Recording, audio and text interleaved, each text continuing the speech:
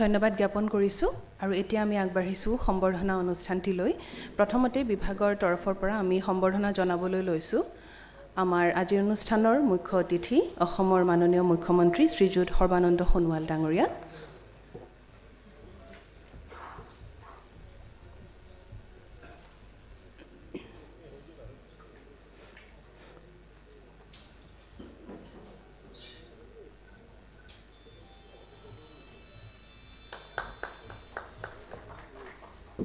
এবাৰ আমি সম্বৰ্ধনা জনাবলৈ আগবাঢ়িছোঁ অসমৰ মুখ্যমন্ত্ৰী মহোদয়ৰ মাননীয় মিডিয়া উপদেষ্টা শ্ৰীযুত ঋষিকেশ গোস্বামী ডাঙৰীয়াক।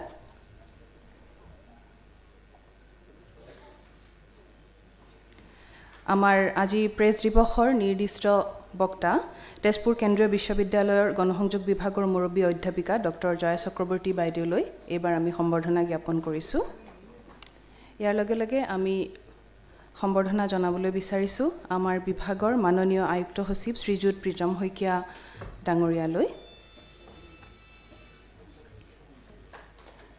আৰু আমাৰ বিভাগৰ মাননীয় সচিব বাইদেউ শ্ৰীযুতা নীৰা গগৈ সোণোৱাল মহোদয়ালৈ আমাৰ তৰফৰ পৰা আমি সম্বৰ্ধনা জনাইছোঁ। ধন্যবাদ জ্ঞাপন কৰিলোঁ আৰু এতিয়া আমি আজি অনুষ্ঠানটিৰ আদৰণি ভাষণ প্ৰদান কৰিবলৈ অনুৰোধ জনাইছোঁ তথ্য আৰু জনসংযোগ বিভাগৰ মাননীয় আয়ুক্ত সচিব শ্ৰীযুত প্ৰীতম শইকীয়া ডাঙৰীয়াক।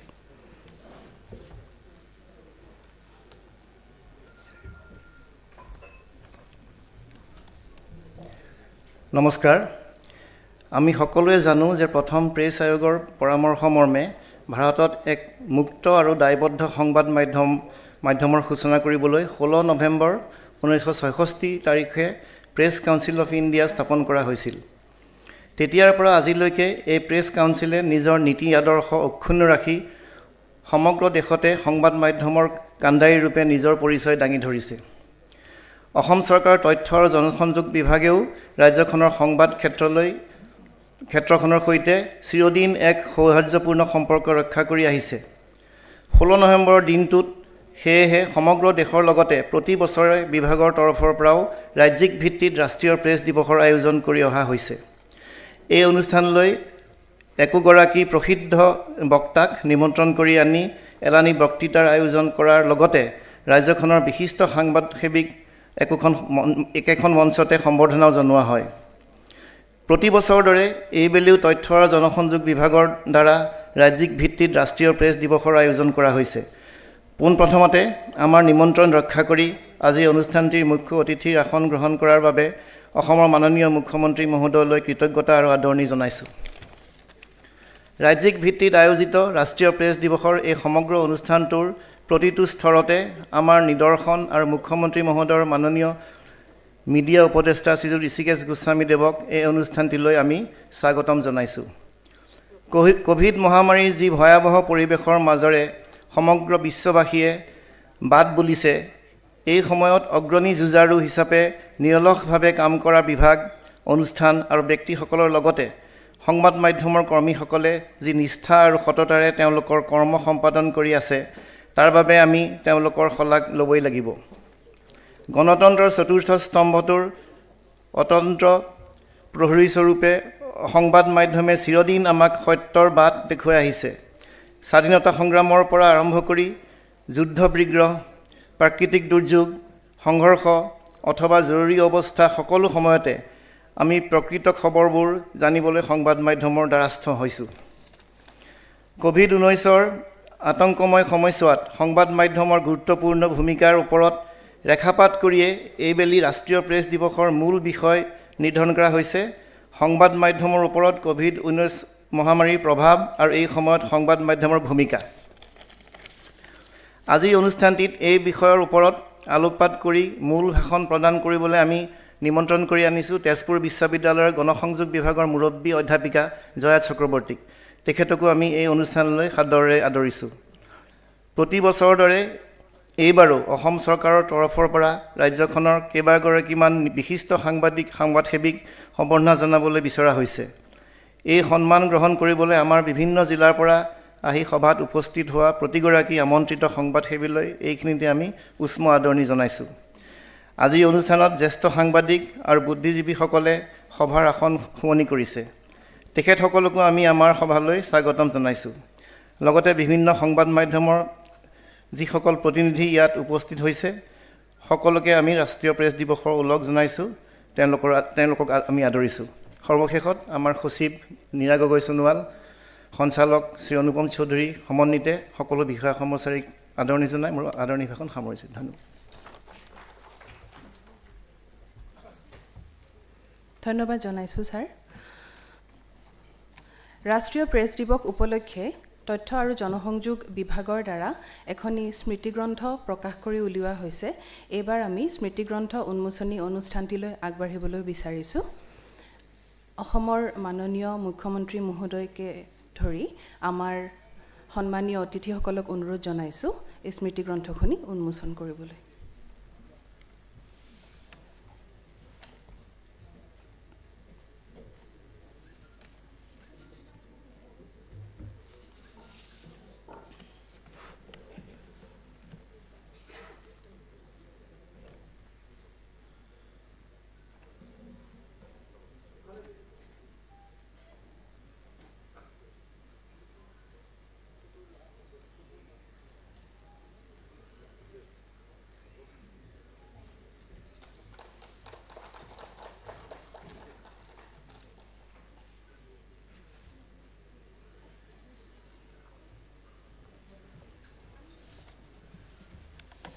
ধন্যবাদ জ্ঞাপন কৰিলোঁ।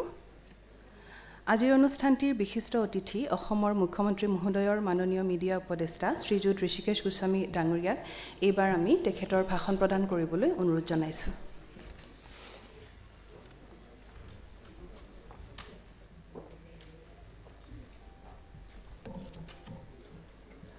ৰাজ্যিক ভিত্তিত আয়োজিত ৰাষ্ট্ৰীয় প্ৰেছ দিৱসৰ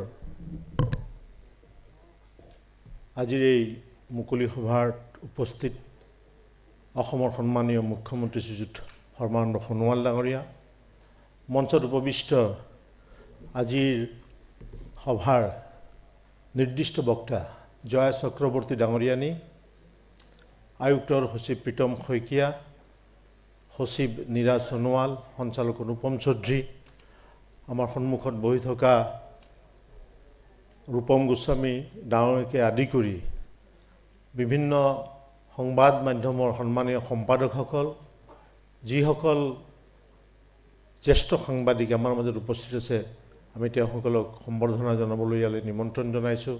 তেওঁসকল আটাইকে আজিৰ এই পবিত্ৰ দিনটোত মই মাননীয় মুখ্যমন্ত্ৰীৰ মিডিয়া উপদেষ্টা হিচাপে আপোনালোকক স্বাগতম জনাইছোঁ।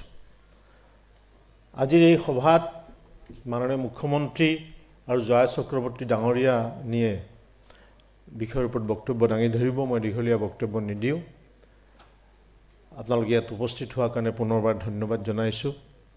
আপোনালোকে এটাই জানে যে কোভিড মহামাৰীৰ সময়ত গোটেই বিশ্বত কোভিড মহামাৰী সম্পৰ্কে ৰাইজলৈ বাৰ্তা কঢ়িয়াই লৈ আহিছে সংবাদ মাধ্যমে। সংবাদ মাধ্যমে নিজৰ জীৱনকো তুচ্ছ কৰি যেতিয়া কোভিড মহামাৰীয়ে ভয়ংকৰ ৰূপ লৈছিলে, এতিয়াও আছে কিন্তু সেই পূৰ্বৰ নিচিনা ভয়ংকৰ ৰূপ নাই, সেই সময়ত তেখেতসকলে অহৰ্নিশে দিনে নিশাই এই খবৰবোৰ ৰাইজৰ মাজলৈ বিয়পাইছিলে। আমাৰ আঞ্চলিক পৰ্যায়ৰ যিবোৰ সংবাদ মাধ্যম আছে, ৰাষ্ট্ৰীয় পৰ্যায়ৰ যিবোৰ সংবাদ মাধ্যম আছে আৰু আন্তঃৰাষ্ট্ৰীয় পৰ্যায়ৰ সংবাদ মাধ্যম সকলোৱে, মই আন্তঃৰাষ্ট্ৰীয় আমাৰ আঞ্চলিক আৰু ৰাষ্ট্ৰীয় পৰ্যায়ৰ লগতে আন্তঃৰাষ্ট্ৰীয় সংবাদ মাধ্যমবিলাকো চাইছোঁ আৰু তাৰ পৰা কিছুমান কথা মই আমাৰ আঞ্চলিক সংবাদ মাধ্যমৰ সাংবাদিক বন্ধু আৰু সম্পাদকসকলৰ লগতো আলোচনা কৰিছোঁ। এদিনাখন মই নিশা চাই আছিলোঁ, তাৰ জাৰ্মান চেনেল এটা, তাত দেখুৱাই আছিল যে গোটেই পৃথিৱীতে 150টা ভেকচিনৰ কাম চলি আছে আৰু আমি এয়াৰপৰ্টত গ'লে যেনেকৈ তাৰ পৰ্দাত দেখা পাওঁ যে কোনখন ফ্লাইট ডিলেইড, কোনখন চেক ইন, কোনখন বৰ্ডিং, ঠিক তেনেকৈ কোনটো ভেকচিন কি অগ্ৰগতি, সেইবোৰ কথা তাত সুন্দৰকৈ তেওঁলোকে দেখুৱাইছে আৰু বহুত কষ্ট কৰিছে।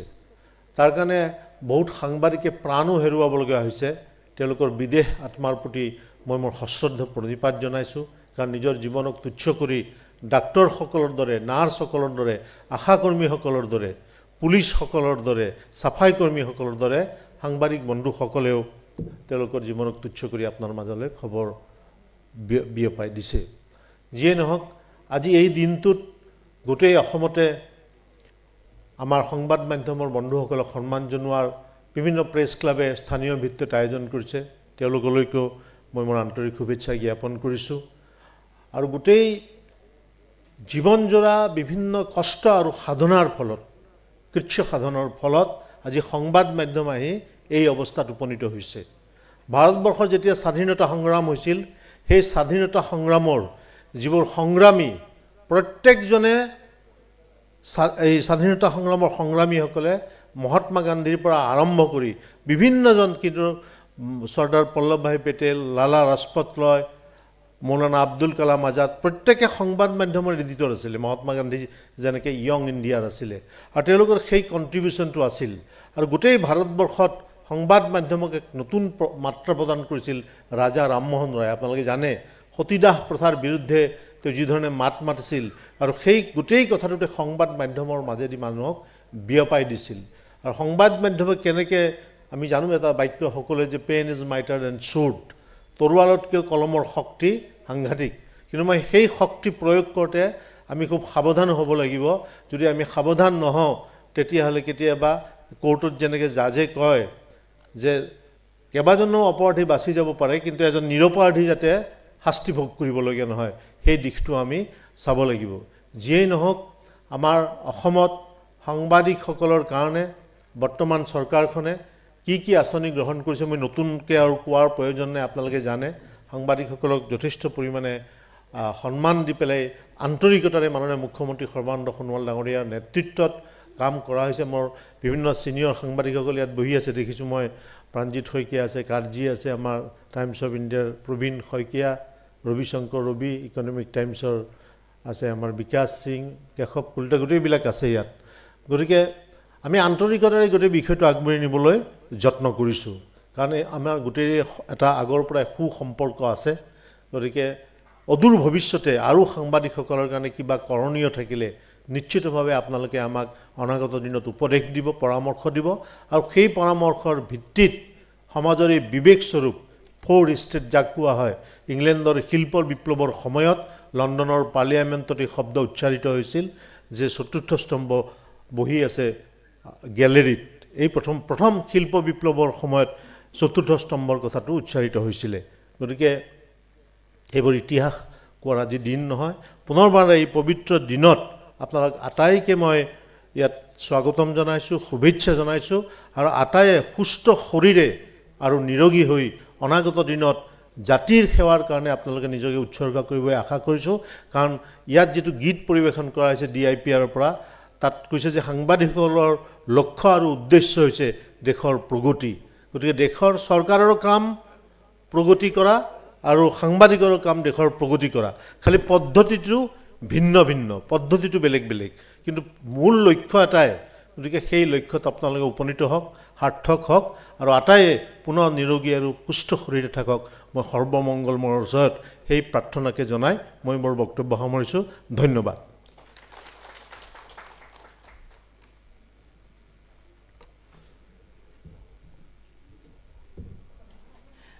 মাননীয় মুখ্যমন্ত্ৰী মহোদয়ৰ মাননীয় মিডিয়া উপদেষ্টা শ্ৰীযুত ঋষিকেশ গোস্বামী ডাঙৰীয়ালৈ আমি আন্তৰিক ধন্যবাদ জ্ঞাপন কৰিলোঁ প্ৰতি বছৰৰ দৰে এইবেলিও ৰাষ্ট্ৰীয় প্ৰেছ দিৱস উপলক্ষে বিভিন্ন জিলাৰ পৰা কেইগৰাকীমান ব্যক্তিক আমি আমন্ত্ৰণ কৰি আনিছোঁ তেখেতসকলক সম্বৰ্ধনা জনাবৰ বাবে আমি তেখেতসকলৰ নাম একাদিক্ৰমে মাতি যাম আৰু অনুৰোধ কৰিম তেখেতসকলে যেন মঞ্চলৈ আহি সম্বৰ্ধনা গ্ৰহণ কৰে আৰু মই মাননীয় মুখ্যমন্ত্ৰী মহোদয়ক অনুৰোধ জনাইছোঁ তেখেতসকলক সম্বৰ্ধনা জনাবৰ বাবে প্ৰথমতে আমি আমন্ত্ৰণ কৰিছোঁ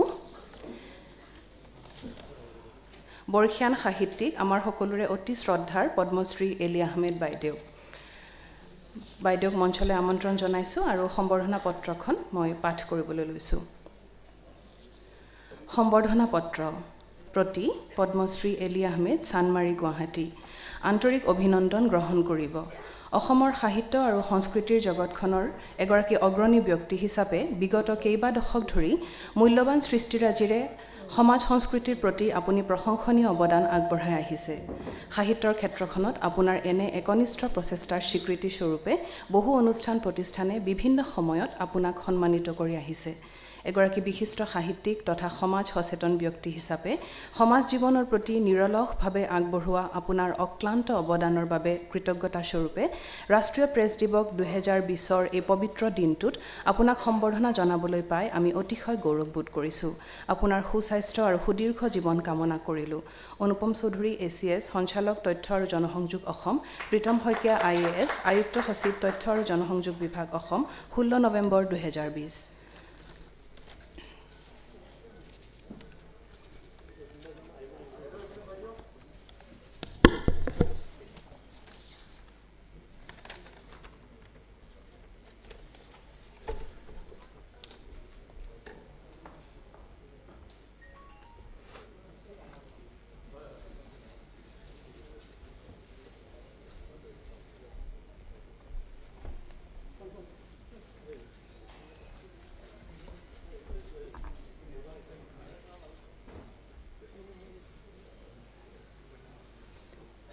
ধন্যবাদ জ্ঞাপন কৰিছোঁ। এইবাৰ আমি মঞ্চলৈ আমন্ত্ৰণ জনাইছোঁ কামৰূপ জিলাৰ 6 গাঁৱৰ শ্ৰীযুত শিৱচৰণ কলিতাক। সম্বৰ্ধনা পত্ৰ প্ৰতি শ্ৰীযুত শিৱচৰণ কলিতা, 6 গাঁও, কামৰূপ। আন্তৰিক অভিনন্দন গ্ৰহণ কৰিব। অসমৰ সংবাদ জগতৰ এগৰাকী নিষ্ঠাবান সাংবাদিক হিচাপে বিগত কেইবা দশক ধৰি আপুনি সংবাদ সেৱাৰ লগত জড়িত হৈ সমাজৰ প্ৰতি প্ৰশংসনীয় অৱদান আগবঢ়াই আহিছে। আপোনাৰ সংবাদ পৰিৱেশন তথা সাংবাদিকতাৰ কৰ্মৰাজিত সুস্থ আৰু নিৰ্ভীক সাংবাদিকতাৰ প্ৰতিফলন দেখা যায়। আজিৰ অসম আৰু অসমীয়া খবৰ আদি কাকতত জ্যেষ্ঠ সাংবাদিক ৰূপে নিজকে প্ৰতিষ্ঠা কৰাৰ লগতে বহুকেইখন গ্ৰন্থ প্ৰকাশ কৰি এগৰাকী দায়িত্বশীল সাংবাদিক আৰু লেখক হিচাপেও পৰিচয় লাভ কৰিছে। এগৰাকী বিশিষ্ট সংবাদসেৱী তথা সমাজ সচেতন ব্যক্তি হিচাপে সমাজ জীৱনৰ প্ৰতি নিৰলসভাৱে আগবঢ়োৱা আপোনাৰ অতুলনীয় অৱদানৰ স্বীকৃতি স্বৰূপে ৰাষ্ট্ৰীয় প্ৰেছ দিৱস 2020 এই পবিত্ৰ দিনটোত আপোনাক সম্বৰ্ধনা জনাবলৈ পাই আমি অতিশয় গৌৰৱবোধ কৰিছোঁ। আপোনাৰ সুস্বাস্থ্য আৰু সুদীৰ্ঘ জীৱন কামনা কৰিলোঁ।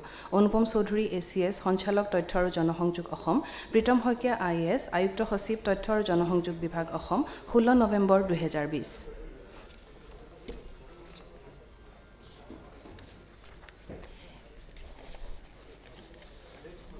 এইবাৰ আমি মঞ্চলৈ আমন্ত্ৰণ জনাইছোঁ গুৱাহাটীৰ শ্ৰীযুত প্ৰেমধৰ শৰ্মাদেৱক। সম্বৰ্ধনা পত্ৰ প্ৰতি শ্ৰীযুত প্ৰেমধৰ শৰ্মা, গুৱাহাটী। আন্তৰিক অভিনন্দন গ্ৰহণ কৰিব। অসমৰ সংবাদ জগতৰ এগৰাকী নিষ্ঠাবান ক্ৰীড়া সাংবাদিক তথা খেলুৱৈ হিচাপে বিগত কেইবা দশক ধৰি আপুনি সংবাদ সেৱাৰ লগত জড়িত হৈ সমাজৰ প্ৰতি প্ৰশংসনীয় অৱদান আগবঢ়াই আহিছে। আপোনাৰ সংবাদ পৰিৱেশন তথা সাংবাদিকতাৰ কৰ্মৰাজিত সুস্থ আৰু নিৰ্ভীক সাংবাদিকতাৰ প্ৰতিফলন দেখা যায়। ক্ৰীড়া জগতখনৰ বিশেষকৈ ফুটবল খেলৰ প্ৰতি আপোনাৰ আগ্ৰহৰ বাবে দিল্লী, কলকাতা, মুম্বাই আদি স্থানলৈ গৈ খেল জগতৰ বাতৰি পৰিৱেশন কৰাৰ অভিজ্ঞতাৰে আপুনি পুষ্ট। 2003 চনত দৈনিক অসম কাকতৰ ডেপুটি এডিটৰ পদত অধিষ্ঠিত হৈ অসমৰ খেল জগতৰ এগৰাকী সাৰ্থক ক্ৰীড়া সাংবাদিক হিচাপে আপুনি সৰ্বজন পৰিচিত। এগৰাকী বিশিষ্ট সংবাদসেৱী তথা সমাজ সচেতন ব্যক্তি হিচাপে সমাজ জীৱনৰ প্ৰতি নিৰলসভাৱে আগবঢ়োৱা আপোনাৰ অতুলনীয় অৱদানৰ স্বীকৃতি স্বৰূপে ৰাষ্ট্ৰীয় প্ৰেছ দিৱস 2020 এই পবিত্ৰ দিনটোত আপোনাক সম্বৰ্ধনা জনাবলৈ পাই আমি অতিশয় গৌৰৱবোধ কৰিছোঁ। আপোনাৰ সুস্বাস্থ্য আৰু সুদীৰ্ঘ জীৱন কামনা কৰিলোঁ। অনুপম চৌধুৰী ACS সঞ্চালক তথ্য আৰু জনসংযোগ অসম, প্ৰীতম শইকীয়া IAS আয়ুক্ত সচিব তথ্য আৰু জনসংযোগ বিভাগ অসম 16 নৱেম্বৰ 2020।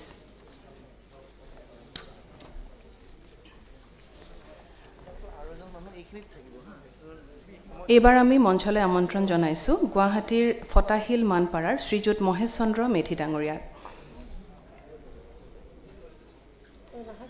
সম্বৰ্ধনা পত্ৰ প্ৰতি শ্ৰীযুত মহেশ চন্দ্ৰ মেধি, ফটাশিল মানপাৰা, গুৱাহাটী 25। আন্তৰিক অভিনন্দন গ্ৰহণ কৰিব। অসমৰ সংবাদ জগতৰ এগৰাকী নিষ্ঠাবান সাংবাদিক হিচাপে বিগত 1968 চনৰ পৰা আপুনি সংবাদ সেৱাৰ লগত জড়িত হৈ সমাজৰ প্ৰতি প্ৰশংসনীয় অৱদান আগবঢ়াই আহিছে। আপোনাৰ সংবাদ পৰিৱেশন তথা সাংবাদিকতাৰ কৰ্মৰাজিত সুস্থ সাংবাদিকতাৰ নীতি আৰু আদৰ্শৰ প্ৰতিফলন দেখা যায়। আছাম ট্ৰিবিউন কাকতৰ ফটো সাংবাদিক হিচাপে নিজকে প্ৰতিষ্ঠিত কৰাৰ লগতে অসমৰ প্ৰায়বোৰ কাকত আলোচনীত আপোনাৰ লেখা আৰু ফটো সংবাদ প্ৰকাশ কৰি এগৰাকী দায়িত্বশীল লেখক তথা সাংবাদিক হিচাপে পৰিচয় লাভ কৰিছে। সংবাদ সেৱাৰ লগতে আপুনি সৃষ্টিশীল লেখনিৰে অসমৰ সাহিত্য ক্ষেত্ৰলৈ বহুমূলীয়া অৱদান আগবঢ়াই আহিছে। আপুনি কেইবাখনো গ্ৰন্থ আৰু আলোচনী প্ৰকাশ আৰু সম্পাদনাৰে ৰাজ্যৰ সাহিত্যৰ ক্ষেত্ৰক সমৃদ্ধ কৰি তোলাত অৰিহণা আগবঢ়াই আহিছে। এগৰাকী বিশিষ্ট সংবাদসেৱী তথা সমাজ সচেতন ব্যক্তি হিচাপে সমাজ জীৱনৰ প্ৰতি নিৰলসভাৱে আগবঢ়োৱা আপোনাৰ অতুলনীয় অৱদানৰ স্বীকৃতি স্বৰূপে ৰাষ্ট্ৰীয় প্ৰেছ দিৱস 2020 এই পবিত্ৰ দিনটোত আপোনাক সম্বৰ্ধনা জনাবলৈ পাই আমি অতিশয় গৌৰৱবোধ কৰিছোঁ। আপোনাৰ সুস্বাস্থ্য আৰু সুদীৰ্ঘ জীৱন কামনা কৰিলোঁ। অনুপম চৌধুৰী ACS সঞ্চালক তথ্য আৰু জনসংযোগ অসম, প্ৰীতম শইকীয়া IAS আয়ুক্ত সচিব তথ্য আৰু জনসংযোগ বিভাগ অসম, 16 নৱেম্বৰ 2020।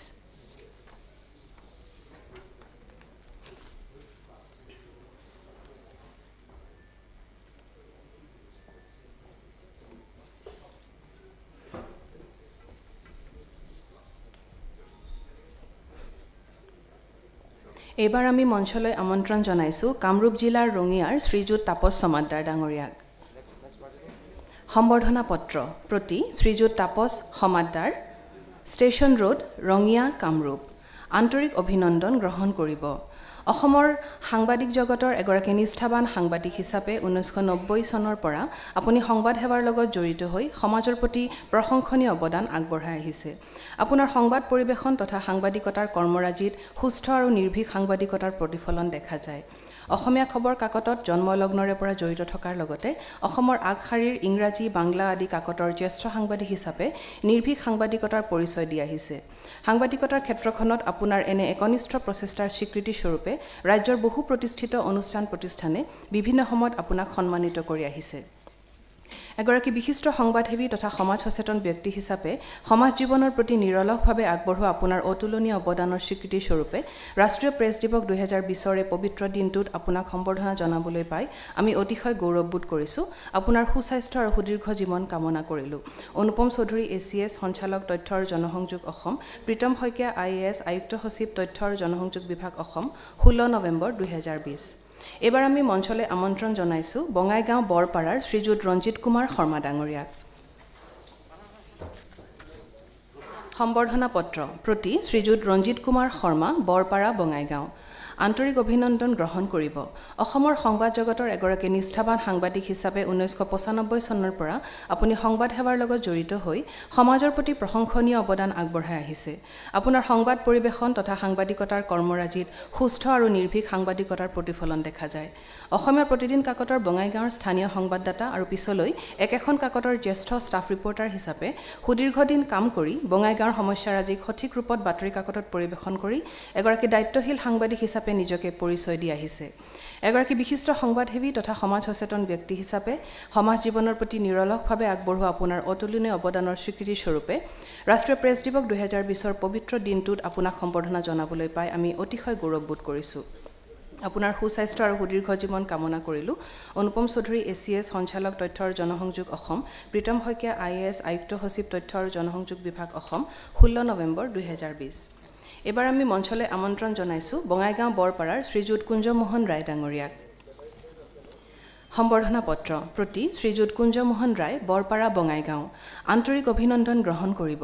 অসমৰ সংবাদ জগতৰ এগৰাকী নিষ্ঠাবান সাংবাদিক হিচাপে বিগত 1994 চনৰ পৰা আপুনি সংবাদ সেৱাৰ লগত জড়িত হৈ সমাজৰ প্ৰতি প্ৰশংসনীয় অৱদান আগবঢ়াই আহিছে। আপোনাৰ সংবাদ পৰিৱেশন তথা সাংবাদিকতাৰ কৰ্মৰাজিত সুস্থ আৰু নিৰ্ভীক সাংবাদিকতাৰ প্ৰতিফলন দেখা যায়। দৈনিক অগ্ৰদূত কাকতৰ জ্যেষ্ঠ সাংবাদিক ৰূপে নিজকে প্ৰতিষ্ঠা কৰাৰ লগতে বহুকেইখন গ্ৰন্থ সম্পাদনা কৰি এগৰাকী দায়িত্বশীল সাংবাদিক আৰু লেখক হিচাপেও পৰিচয় লাভ কৰিছে। এগৰাকী বিশিষ্ট সংবাদসেৱী তথা সমাজ সচেতন ব্যক্তি হিচাপে সমাজ জীৱনৰ প্ৰতি নিৰলসভাৱে আগবঢ়োৱা আপোনাৰ অতুলনীয় অৱদানৰ স্বীকৃতি স্বৰূপে ৰাষ্ট্ৰীয় প্ৰেছ দিৱস 2020 এই পবিত্ৰ দিনটোত আপোনাক সম্বৰ্ধনা জনাবলৈ পাই আমি অতিশয় গৌৰৱবোধ কৰিছোঁ। আপোনাৰ সুস্বাস্থ্য আৰু সুদীৰ্ঘ জীৱন কামনা কৰিলোঁ। অনুপম চৌধুৰী ACS সঞ্চালক তথ্য আৰু জনসংযোগ অসম, প্ৰীতম শইকীয়া IAS আয়ুক্ত সচিব তথ্য আৰু জনসংযোগ বিভাগ অসম, 16 নৱেম্বৰ 2020। এইখিনিতে আমাৰ সম্বৰ্ধনা অনুষ্ঠানটিৰ অন্ত পৰিছে আৰু এইবাৰ আমি সম্বৰ্ধিত সাংবাদিকসকলৰ ফালৰ পৰা বঙাইগাঁৱৰ শ্ৰীযুত ৰঞ্জিত কুমাৰ শৰ্মাদেৱক দুএষাৰ ক'বলৈ আমন্ত্ৰণ জনাইছোঁ।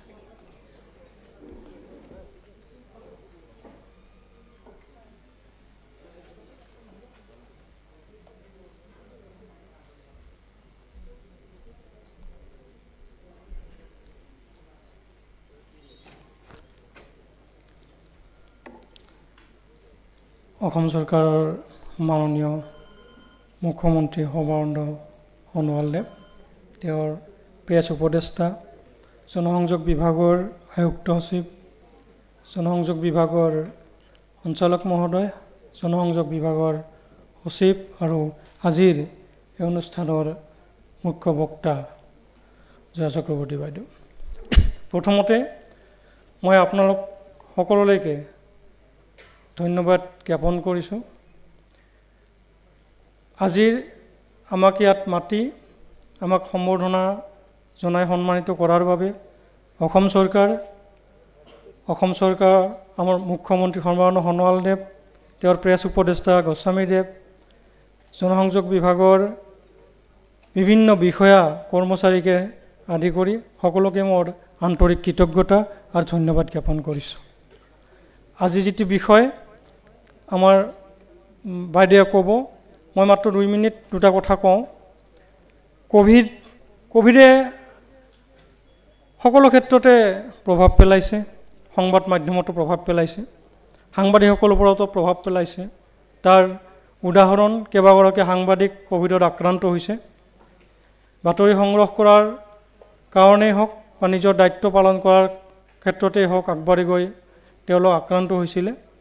আৰু সৌভাগ্যৰ কথা যে অসম চৰকাৰৰ স্বাস্থ্য বিভাগ, চৰকাৰৰ প্ৰশাসনৰ প্ৰশাসন, চিকিৎসক, নাৰ্ছ তথা চিকিৎসা কৰ্মী আৰু কোভিড যোদ্ধাসকলৰ চেষ্টাত আমি যিসকল সাংবাদিক আক্ৰান্ত হৈছিল তেওঁলোকক আৰোগ্য লাভ কৰিছে।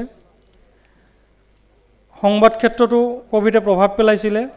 কাকতসমূহৰ প্ৰচলন বহু ক্ষেত্ৰত জটিলতা সৃষ্টি হৈছিলে। বহু ঠাইত কণ্টেইনমেণ্ট জ'ন ঘোষণা কৰা হৈছিল। মানুহৰ কাকত পঢ়িবলৈ ভয় খাইছিলে। এনেকুৱা অৱস্থাত কাকতসমূহৰ কিছু সমস্যা আহিছিলে। এই সমস্যা এতিয়াহে লাহে লাহে উন্নত হ'ব ধৰিছে।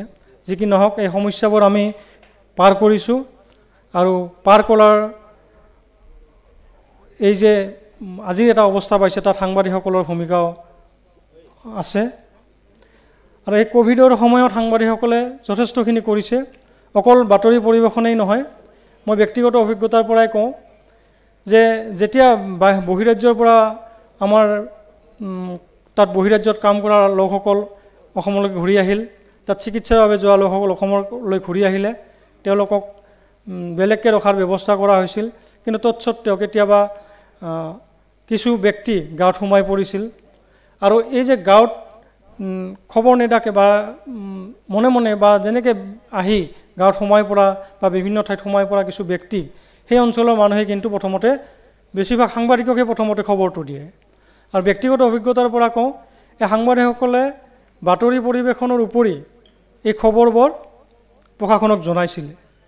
আৰু তাৰ ফলত প্ৰশাসনে তেনেকুৱা এই লোকসকলক চিনাক্ত কৰি তেওঁলোকৰ চিকিৎসাৰ ব্যৱস্থা কৰা হওক বা বেলেগকৈ ৰখাৰ ব্যৱস্থা কৰা হওক, এইখিনি অতি সুন্দৰভাৱে কৰিব পাৰিছিলে। গতিকে তাৰ বাবেও মই চৰকাৰৰ লগতে এই কোভিড আমাৰ ৰোধ কৰাৰ কাৰণে যি সন্মিলিত প্ৰচেষ্টা, এই কোভিড যোদ্ধাসকলক পুনৰবাৰ মোৰ আন্তৰিক ধন্যবাদ জ্ঞাপন কৰিছোঁ। আৰু এইখিনি কৈ মই পুনৰবাৰ সকলোকে মোৰ কৃতজ্ঞতা আৰু ধন্যবাদ জনাই মোৰ চমু বক্তব্য সামৰিছোঁ। ধন্যবাদ।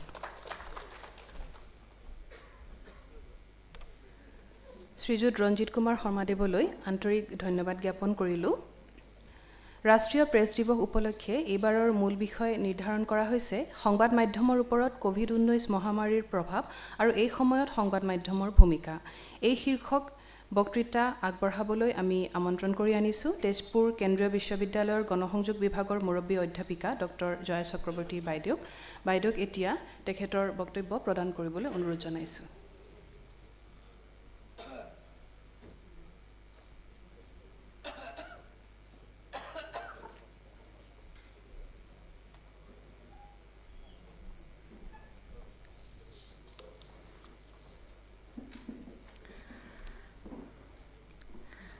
মাননীয় মুখ্যমন্ত্ৰী ডাঙৰীয়া, তথ্য আৰু জনসংযোগ বিভাগৰ আয়ুক্ত সচিব শ্ৰীযুক্ত প্ৰীতম শইকীয়া, আমাৰ মুখ্যমন্ত্ৰী দেৱৰ মিডিয়া উপদেষ্টা ঋষিকেশ গোস্বামী ডাঙৰীয়া, শ্ৰীযুক্ত অনুপম চৌধুৰী ডাঙৰীয়া আৰু মেডাম নীৰা গগৈ সোণোৱাল ডাঙৰীয়া আৰু আমাৰ ইয়াতে উপস্থিত সাংবাদিক সতীৰ্থসকল, সংবাদ মাধ্যমৰ সম্পাদকসকল, ছাত্ৰ ছাত্ৰী আছে, বোধ কৰিছোঁ ইয়াতে জনসংযোগ বিভাগৰ ছাত্ৰ ছাত্ৰী আছে, শিক্ষক আছে আৰু বহুত মানুহে চাগে ইউটিউব লাইভত শুনি আছে আৰু দেখা পাই আছে। সবক ধন্যবাদ জনাই, সবক আজিৰ কাৰণে সম্বৰ্ধনা জনাই মই মোৰ বক্তব্যখিনি দাঙি ধৰিব খুজিছোঁ। আজি মই ইয়াতে থিয় হৈছোঁ, মোক ইয়াতে মাতি আনিছে ভাষণ দিবলৈ আৰু মই সংবাদ মাধ্যমৰ ওপৰত কোভিড-19 মহামাৰীৰ প্ৰভাৱ আৰু সেইটো সময়ে সংবাদ মাধ্যমৰ দায়িত্বসমূহ সেই বিষয়ে মই মোৰ বক্তব্য দাঙি ধৰিবলৈ ইয়াতে আহিছোঁ। কিন্তু সঁচা ক'বলৈ গ'লে মই এগৰাকী শিক্ষক। মই ইউনিভাৰ্চিটিৰ ভিতৰত বহুত চেংটিফাইড এখন ঠাইত বহি পেলাই ছাত্ৰ ছাত্ৰীক মই শিক্ষা দিবলৈ চেষ্টা কৰোঁ যে বাহিৰত যেতিয়া মিডিয়া ক্ষেত্ৰত তোমালোকে কাম কৰিবলৈ যাবা তেতিয়া এইটো কৰিব লাগে, এইটো কৰিব নালাগে, তেনেকুৱা চব মই কৈ থাকোঁ। কিন্তু আজি ইয়াতে মই যেতিয়া থিয় হৈ আছোঁ আৰু এইটো বিষয়ে মই কথা ক'ব চেষ্টা কৰিছোঁ যে সংবাদ মাধ্যমৰ দায়িত্ব কি আৰু সেইটো সময়ে কোভিড-19ৰ কি ইম্পেক্ট হৈছে সংবাদ মাধ্যমৰ ওপৰত বা সংবাদ মাধ্যমত কাম কৰা সাংবাদিকসকলৰ ওপৰতে, তেতিয়া মই ক'ব পাৰোঁ যে মই দাঙি ধৰিছোঁ মষ্টলি আউটছাইডাৰ পাৰ্চপেক্টিভ। মই আউটছাইডাৰে হওঁ, বস্তুখিনি আপোনালোকে মোতকৈ বেছি ভালকৈ গম পায়, আপোনালোকে সেইটোৰ লগতে যুঁজিছে, আপোনালোকে সেইটো টেকল কৰিছে on a day to day basis. আজি ইমান মাহ হৈ গ'ল, ইমান মাহতে আপোনালোকে সেইখিনি টেকল কৰিছে। চ' মই যিখিনি ক'ম সেইখিনি আপোনালোকে আউটছাইডাৰ পাৰ্চপেক্টিভ বুলি ধৰিব আৰু চাগে সেইটোৱে ইম্পৰ্টেণ্ট আজিকালি।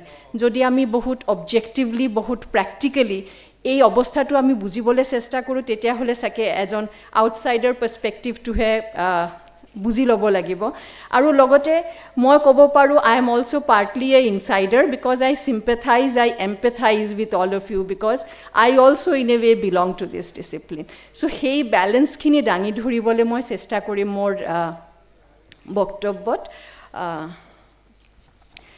আৰম্ভ কৰিবলৈ গ'লে প্ৰথমতে ক'ব খুজিছোঁ যে আমি সংবাদ মাধ্যমৰ কথা ক'বলৈ গ'লে বা মিডিয়াৰ কথা ক'বলৈ গ'লে চবতকৈ আগতে আমি ক'ব লাগে কমিউনিকেশ্যনৰ কথা, because that is the backbone of human civilisation.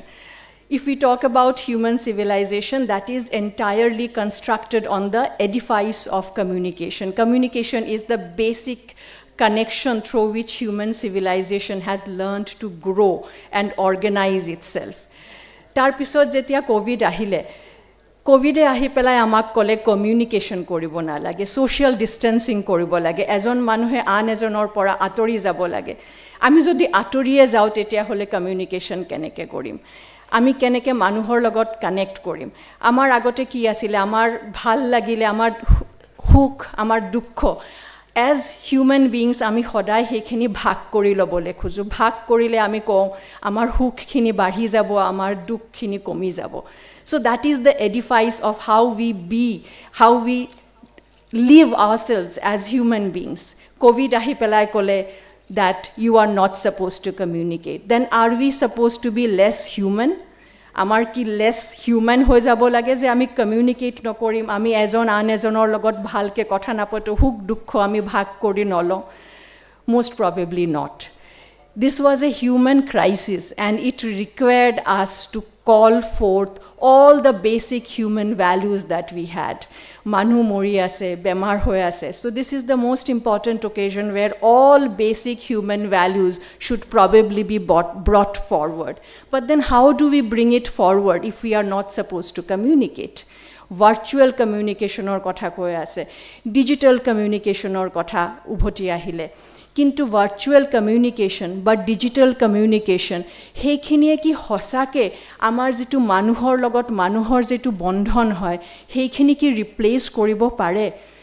এইখিনি আমি বহুত বস্তু ইয়াৰ মাজতে হৈ গ'ল আৰু সেইটো কনটেক্সটে আমাৰ মিডিয়াৰ ইম্পৰ্টেঞ্চখিনি আমি বুজি পাব লাগে যে সেইটো সময়ত যেতিয়া আমি কোভিড মহামাৰীলৈ যুঁজি আছোঁ তেতিয়া the bridge between the government and those who are governed, mane amar citizen, between the government and those governed, media is becoming the most important connection. That is what brings the connection between the government and the governed. Heitu muhurtot heikhini sobotke important asile. And for the first time probably, ami hoday koi thaku public service broadcasting aru private broadcasting. Eta dangor tofat ase tate. Government broadcasting aru private broadcasting. He eta homoy sake ami salu Bharat Borkhot, he difference khini musi gol. Amar media, it was performing like a public service broadcaster. It was disseminating information that was most relevant. It was talking about the number of infections. It was talking about the mortalities. It was talking about the preventions. It was becoming that one channel which was building trust between the government and the citizen. The continuous press briefings which were happening in Delhi, at state headquarters, all of that was being continuously covered, and people who were left with no other authentic sources of information were glued to their media sources, the television channels, the radio channels, whatever media sources they could have access to, they were glued to those to know how to save their lives, the lives of their loved ones. And the entire nation came together to pay salute to the frontline workers. And interestingly, at that point of time, the government actually did give credit to the media, said that the media were also equally the frontline workers, along with the health service providers and the government personnel and the police personnel who were engaged in tackling the pandemic. So they were the frontline workers. They were serving for probably in the most efficient manner the role of the fourth pillar of democracy. Right now, little ahead, we were referring to the fourth pillar of democracy and its importance. And this pandemic gave us that occasion to see the importance of the fourth pillar of democracy. If it functions well, if it functions in an effective manner, the purpose that it can serve. It was also talking about the plight of the people. It also became that channel through which the plight of the people could be brought forth and brought to the notion and to the memory of the government. We saw that how the media was giving a lot of coverage to the plight of the migrant workers. It was the media which highlighted it profusely. The photojournalists, the video journalists, they were doing a visual documentation of the trials of the migrant workers who were stuck with no food, no shelter. And then the government responded. We saw the type of aid that came from the government. We saw the type of aid that came from different people who were able to provide some support. The entire nation came together. And I somehow believe that the media played a very crucial role in order to highlight the plight of the common man. And that is what is the role of media, to talk about common people, to talk about the ordinary people who do not otherwise have a voice to talk about themselves. So the media actually came forth and it did all of that it was supposed to do. We hear so much of criticism of media in India. We hear that they are always doing the wrong things or doing wrong publicity in so many ways. But then this was the occasion. Another very important thing during this point of time which I would want to highlight were the address to the nation by the Prime Minister of India. So there were probably about 7 addresses to the nation, starting the 19th of March till the very latest in October, 20th of October, I believe, was the latest one. The 7 addresses to the nations. These would probably give a run for money to the most highest TRP-rated soap operas. Everybody was watching this. Everybody wanted to hear those, and the media was bringing it. And we understand the government also realized the importance of media, and it was using the full potential of media to reach to the public, and it was doing a very effective job. People were glued to that to know about what were the policies of the government, what was its plan, the next plan of the government, how they should plan their lives, how they should plan their travel, how they should look for security. The different health ministry directives were also coming. So this was the one occasion where media rose to the expectations that it should as the fourth pillar of democracy. So if that was so, there were also certain slips. I wouldn't want to get into the nuances of what or where those slips were, but I will just bring forth a few examples. If we try and understand the responsibilities of media, what are the functions of media in the society? Information dissemination, we understand about the surveillance function, we understand about the entertainment function, we understand about the awareness function. So if all of these functions were being done, then there were minor slips on certain occasions. All of you might also remember the occasion when thousands of people gathered at the Mumbai Bandra railway station. So many people who wanted to travel. Why? Because there was some wrong information, some wrong interpretation of some message which got circulated. So media also made certain slips, either intentionally or unintentionally. Mostly it was unintentionally. But some mistake somewhere, and it led to a lot of crisis. We also understand and we also remember the occasion when people were on the roads after the Janta curfew with their thalis and their talis. So tali and thali came to the road, but the intention was not so. People were supposed to do it at home. Thali aru tali ghorote bajabo lagisile, kintu manu rastat ulai ahile. Kyo ulai ahile? Kiba bhulke buji pale. So এই বুজি পোৱাটোৰ ক্ষেত্ৰত আমাৰ কমিউনিকেশ্যনৰ বহুত ডাঙৰ এটা roll থাকে. So এনেকুৱা slip কিছুমান হৈছে which were inadvertent slips. কিবা এটা communication. So we understand the crucial function of communication and media during such situation of human crisis which happened during the pandemic. তাৰ ওপৰতে আমি এইখিনি বুজি পাওঁ যে আৰু বহুত বস্তু হ'ল যেনেকুৱাকৈ আমি যিটো fake information, fake news, misinformation, ডিছইনফৰমেশ্যনৰ কথা আছে, যেতিয়া কোনোবাই ইণ্টেনশ্যনেলি ভুল খবৰ দিবলৈ চেষ্টা কৰে, কোনোবা নুবুজাকৈ ভুল খবৰখিনি আগবঢ়াই দিয়ে, চ' তেনেকুৱা কোনোবাই ইণ্টেনশ্যনেলি ভুল খবৰ এটা প্লেণ্ট কৰি দিয়ে, এনেকুৱা বহুত ঘটনা হৈছে এইটো ক্ষেত্ৰত. And চামটাইমছ media played probably knowingly, sometimes unknowingly, সেইখিনি ক্ষেত্ৰৰ কাৰণেও বহুত হৈ গ'ল. যেনেকৈ আমি কি খাব লাগে, কেতিয়াবা যদি কৈছে কোনোবাই যে ঠিক আছে গৰম পানী খাব লাগে, ঠিক আছে গৰম পানী খালে চাগে বেয়া একো নহ'ব, কিন্তু যেতিয়া কোনোবাই ক'লে এইখিনি একো কৰিব নালাগে, হাত ধুলে একো লাভ নহ'ব, এইটো কৰিলে মাস্ক পিন্ধিলে একো লাভ নহ'ব, এনেকুৱা মাস্ক পিন্ধিবই নালাগে. So there are various scientific aspects. So that is another thing which comes to the fourth, which is scientific communication. In terms of a health risk, importance of scientific communication. সেইটো ক্ষেত্ৰত এটা বস্তু আহি যায়, which is training, appropriate training. আমি যদি আমাৰ জাৰ্নেলিজমৰ যিখিনি মানুহ আছে আমি তেওঁলোকৰ কথা যদি জানো, there are people, some of them who are appropriately trained, some of them who are not appropriately trained. তেনেকুৱা ক্ষেত্ৰত কি হয়, ট্ৰেইনিং হ'লেও স্পেচিফিক ট্ৰেইনিং, তাৰমানে হেল্থ কমিউনিকেশ্যন কৰিবলৈ যদি ট্ৰেইনিং নাথাকে তেতিয়াহ'লে আমি নজনাকৈ ভুল ইনফৰমেশ্যন দিব পাৰোঁ.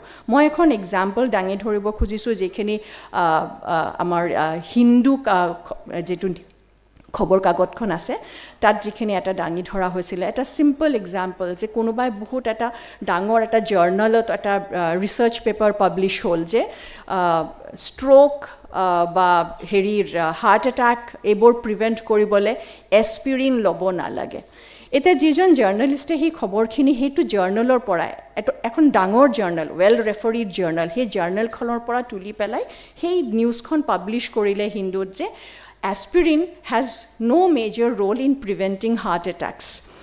এতিয়া যেতিয়া সেই খবৰখন পাব্লিছ হ'ল তেতিয়া বহুত কেইজন ডক্টৰে ফোন কৰি পেলাই ক'লে যে এইটো আপোনালোকে কি পাব্লিছ কৰিছে, if people start not taking aspirin then people who are in the high risk group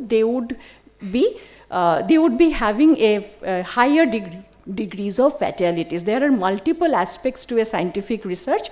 Apnaloke ekhini kiyo publish korile. If people stop taking aspirin, it is going to be a very problematic. Apnalokor nisina ejon eta dangor khobor kakote enekwa kiyo khobor publish korile. So then the newspaper published a corrigendum about it.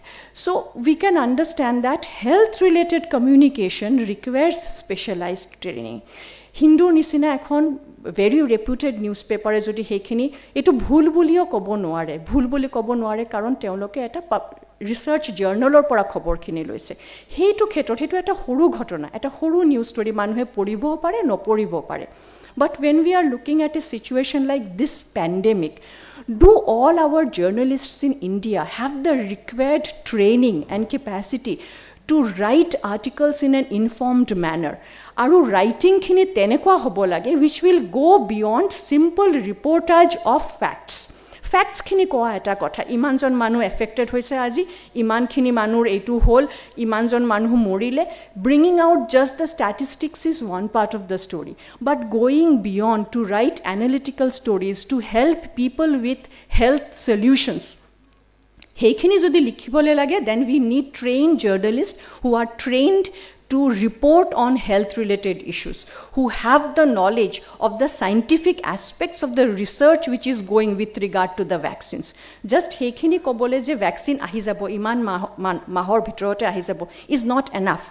What is the difference between the multiple vaccines? There are people who want to know about it. So hekhini khobor dibole khomota asene, teoloke iman khini porha khuna koribole paribone, ইমানখিনি পঢ়া শুনা কৰি ইমানখিনি research কৰি তাৰ পিছত এখন news item publish কৰিবলৈ যিমান সময় লাগে আমাৰ যেটো সংবাদ মাধ্যমৰ যেটো সংবাদ পৰিবেশনৰ যেখিনি ব্যৱস্থা আছে সেই ব্যৱস্থাৰ ভিতৰতে ইমানখিনি সময় দিব পাৰুনে আমি আমাৰ জীৱৰ যেটো স্ট্ৰাকচাৰত আমাৰ সমাজ মাধ্যমখন আজিকালি ফাংশন কৰি থাকে যেটো আমাৰ টাইমলাইন হয় এখন খবৰ তৈয়াৰ কৰিবলে পৰিবেশন কৰিবলে সেইখিনিৰ কাৰণে ইমানখিনি ৰিসাৰ্চ কৰিবলে সময় দিয়া হয়নে এজন সাংবাদিকক সো এইখিনি বহুত কথা আছে যিখিনি লৈ পেলাই আমি সংবাদ মাধ্যমৰ কি কৰণীয় এনেকুৱা এখন অৱস্থাত হি কৰণীয়খিনি ডাঙি ধৰাৰ আগতে আমি হি গুটে পাৰ্সপেক্টিভ খিনিও বুজি পাব লাগিব যে এমাৰ স্ট্ৰাকচাৰটো আছে নে হেবৰ কৰিবলে No doubt media has done a very important function, a praiseworthy function during the pandemic situation. Kintu eibor হিমাবদ্ধতাৰ ভিতৰতেহে কাম কৰিছে সেই হিমাবদ্ধতাখিনিও আমি বুজি পাব লাগিব এতিয়া যদি মোৰ বক্তব্যৰ দ্বিতীয় পৰ্যায়লৈ আহো প্ৰথম পৰ্যায়লৈ ক'বলৈ গ'লে যেটো ৰোলৰ কথা ক'লো ৰোলখিনি কেনেকৈ ভালকৈ কৰিব লাগে যদি আমি দ্বিতীয় পৰ্যায় মানে সংবাদ মাধ্যমৰ ওপৰত কোভিড-19ৰ প্ৰভাৱৰ কথা ক'বলৈ আহো তেতিয়া আমি মই যিখিনি কওঁ হেতু হল যে আমাৰ সংবাদ মাধ্যমত কিছুমান কোমৰবিডিটি ফ্যাক্টৰ আছে মই কোভিডৰ পৰা হে টাৰ্মিনোলজিটো ললো লৈ পেলা হেতু কোমৰবিডিটি বুলি কৈ আছো কোমৰবিডিটি হেতু কাৰণে কৈছো মই যিখিনি ক'লো যে যেটো আমাৰ স্ট্ৰাকচাৰ খিনি আছে স্ট্ৰাকচাৰ খিনি আৰু এই ক্ৰিটিসিজম খিনি এই লিমিটেশনস খিনি আজিৰ নহয় সদায় কৈ কোমৰবিডিটিৰ নিচিনা যেনেকে ডায়াবেটিসটো লাগিয়ে আছে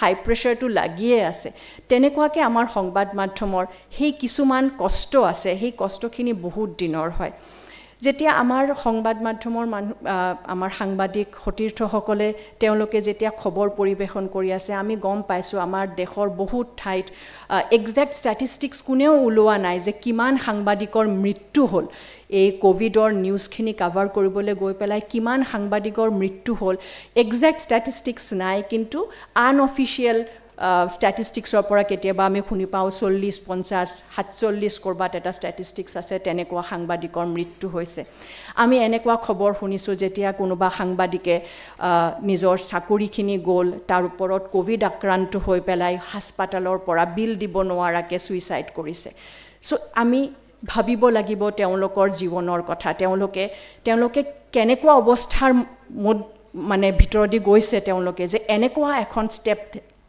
তেওঁ লবলে বাধ্য হল যে হাস্পতালৰ বিল দিব নোৱাৰিব তেওঁলোকে ঘৰত লৰা ছোৱালীক ফ্যামিলিক খুৱাব নোৱাৰিব এতিয়া বহুত কম ৰাজ্য আছে য'ত হেল্থ ইঞ্চুৰেঞ্চ হৈছে অসমত হৈছে সাংবাদিকৰ কাৰণে হেল্থ ইঞ্চুৰেঞ্চ ভাৰতত বহুত কম আমি বহুত সাংবাদিকে দাঙি ধৰিছে কথাখিনি কিন্তু সব ৰাজ্যত হোৱা নাই এইখিনি সাংবাদিকৰ কাৰণে হেল্থ ইঞ্চুৰেঞ্চ আমি জানো তেওঁলোকে এই এনেকুৱা অৱস্থাত তেওঁলোকে কাম কৰিব লাগে আমি জানো আমাৰ বহুত সংবাদ মাধ্যমত সাংবাদিকক ৱেজ বোৰ্ডৰ হিচাপতে দৰমহা দিয়া নহয় বহুত সাংবাদিক আছে তেওঁলোকে ষ্ট্ৰিংগাৰ লেভেলতে কাম কৰি আছে তেওঁলোকৰ ৰেজিষ্ট্ৰেশ্যন নাই তেওঁলোকে গমে না মানে ডেইলি কিবা এখন ৰোজগাৰ হ'ব নে নহ'ব সেইখিনিও ক'ব নোৱাৰে দৰমহাটো ইমান যে মানে ক'বই নোৱাৰে আমি যেতিয়া কওঁ যে the journalist should uphold ethics they should do quality they should bring in quality ভালকৈ সংবাদ পৰিৱেশন কৰিব লাগিব এতিয়া সংবাদ পৰিৱেশন কৰিবলৈ হ'লে পেটত ভাত থাকিব লাগিব যেতিয়া পেটত ভাত নাথাকে যেতিয়া খাবলৈ নাথাকে যেতিয়া ল'ৰা ছোৱালীক ভালকৈ পঢ়াব নোৱাৰে তেতিয়া তেওঁ কেনেকৈ কৰিব কেনেকৈ এথিকেল জাৰ্নেলিজমটো প্ৰেক্টিছ কৰিব আৰু এনেকুৱা অৱস্থাত যেতিয়া চাকৰিৰ কিবা গ্যাৰেণ্টি নাই চাকৰিটো আজি আছে কালি নাই ইমান তাৰপিছত পেনশ্যন এইখিনি এটা ডাঙৰ কথা যিখিনি আমাৰ সংবাদ মাধ্যমৰ মানুহৰ পেনশ্যনৰ আজি আমি ইমান মানে ভাল লাগিছে চাই পেলাই যে এনেকুৱা ছিনিয়ৰ জাৰ্নেলিষ্ট তেওঁলোকক সন্মান দিয়া হৈছে তেওঁলোকক ৰেছপেক্ট দিয়া হৈছে সন্মান জনোৱা হৈছে আমি চাইছোঁ যে কেনেকুৱা বেলেগ বেলেগ ধৰণৰ ক্ৰীড়া সাংবাদিক দেখিছোঁ আমি ফটো জাৰ্নেলিষ্ট ইয়াতে আছে বেলেগ বেলেগ আমাৰ অসমত যিখিনি ট্ৰেডিশ্যন হয় সাংবাদিকতাৰ সেইখিনি ইয়াতে গম পোৱা যায় এই যে ৰেছপেক্টখিনি সেই ৰেছপেক্টখিনি সেই মই কি ক'ম সেই ৰেছপেক্টখিনি এই ৰিকগনিশ্যনখিনি এজন সাংবাদিকে যদি তেওঁৰ কেৰিয়াৰৰ আৰম্ভণিৰ ফালে যেতিয়া তেওঁ বহুত এনথুজিয়াজম লৈ সোমালে এখন এইটো চাকৰি কৰিবলৈ সোমালে নিজৰ চাকৰিৰ আৰম্ভৰ ফালে যদি এইখিনি ৰিকগনিশ্যন তেওঁ পায় সেইখিনি এনকাৰেজমেণ্ট সেইখিনি গাইডেন্স সেইখিনি মেণ্টৰিং ছিনিয়ৰৰ পৰা সেইখিনি যদি পায় তেতিয়াহ'লে তেওঁলোক আগবাঢ়িব এই প্ৰফেশ্যনটো আগবাঢ়িব কিন্তু আজিকালি যিটো আমাৰ ব্ৰেকিং নিউজৰ এটা ট্ৰেণ্ড আহি গৈছে সেই ট্ৰেণ্ডটোৰ কাৰণে আমি দেখি পাইছোঁ যে সময় নাই ইমান দৌৰি দৌৰি কৰিব লাগে আৰু কম্পিটিশ্যন আহি গৈছে ছ'চিয়েল মিডিয়াৰ পৰা অনলাইন নিউজ পৰ্টেলৰ পৰা ৰেগুলেশ্যনৰ যিটো কথা আছে লগতে যে আমাৰ এতিয়া মানে জাষ্ট কেইদিনমানহে হ'ল যে ছ'চিয়েল মিডিয়া পৰ্টেলখিনি এতিয়া ৰেগুলেশ্যনৰ ভিতৰত আহিছে ইমান দিন আনৰেগুলেটেড আছিলে সেই যে কম্পিটিশ্যনটো আহি গৈছে বহুত বেছি সেই কম্পিটিশ্যনৰ কাৰণেও বহুত ক্ষেত্ৰত কোৱালিটিটো ছাফাৰ কৰিছে সেই এই গোটেই ঘটনাখিনিহে মই কোমৰ্বিডিটি বুলি ধৰি লৈছোঁ চ' এই কোমৰ্বিডিটিখিনি যেতিয়া আমাৰ দৰমহা ঠিককৈ নহ'ব যেতিয়া চাকৰিৰ অৱস্থাটো ঠিককৈ নহ'ব পেঞ্চন ঠিককৈ নাই যেতিয়া আমি ৱেজ বৰ্ডৰ আমি ফ'ল' কৰিব পৰা নাই সেই যেতিয়ালৈকে এইখিনি ঠিক নহ'ব সেই কোমৰ্বিডিটিখিনি নাথাকিলে তেতিয়াহ'লে আমি টেকেল কৰিব নোৱাৰিম সেইটো কাৰণে আমি দেখিছোঁ যে আমাৰ এতিয়া পেণ্ডেমিকৰ সময়ত আমি ভাবি লৈছিলোঁ যে এইটো চাগে বহুত ভাল সময় যে মানুহটো টিভিহে চাই আছে তেতিয়াহ'লে আমাৰ কিয় নহ'ব কিন্তু যিখিনি ইকনমিক ক্ৰাইচিছ হ'ল ইমানখিনি ডাঙৰ ডাঙৰ নিউজ পেপাৰ কুইণ্টৰ নিচিনা ইণ্ডিয়ান এক্সপ্ৰেছৰ নিচিনা ইমান ডাঙৰ ডাঙৰ নিউজ পেপাৰে নিজৰ ষ্টাফ হেৰি কৰিলে এৰি দিলে চাকৰিৰ পৰা যদি ডাঙৰ ডাঙৰ নিউজ পেপাৰৰ এনেকুৱা অৱস্থা হৈছে যদি জি গ্ৰুপৰ এনেকুৱা অৱস্থা হৈছে যদি টাইমছ নেটৱৰ্কছৰ এনেকুৱা অৱস্থা হৈছে তেতিয়া সৰু সৰু ৰিজিয়নেল মিডিয়াৰ কেনেকুৱা অৱস্থা হ'ব পাৰে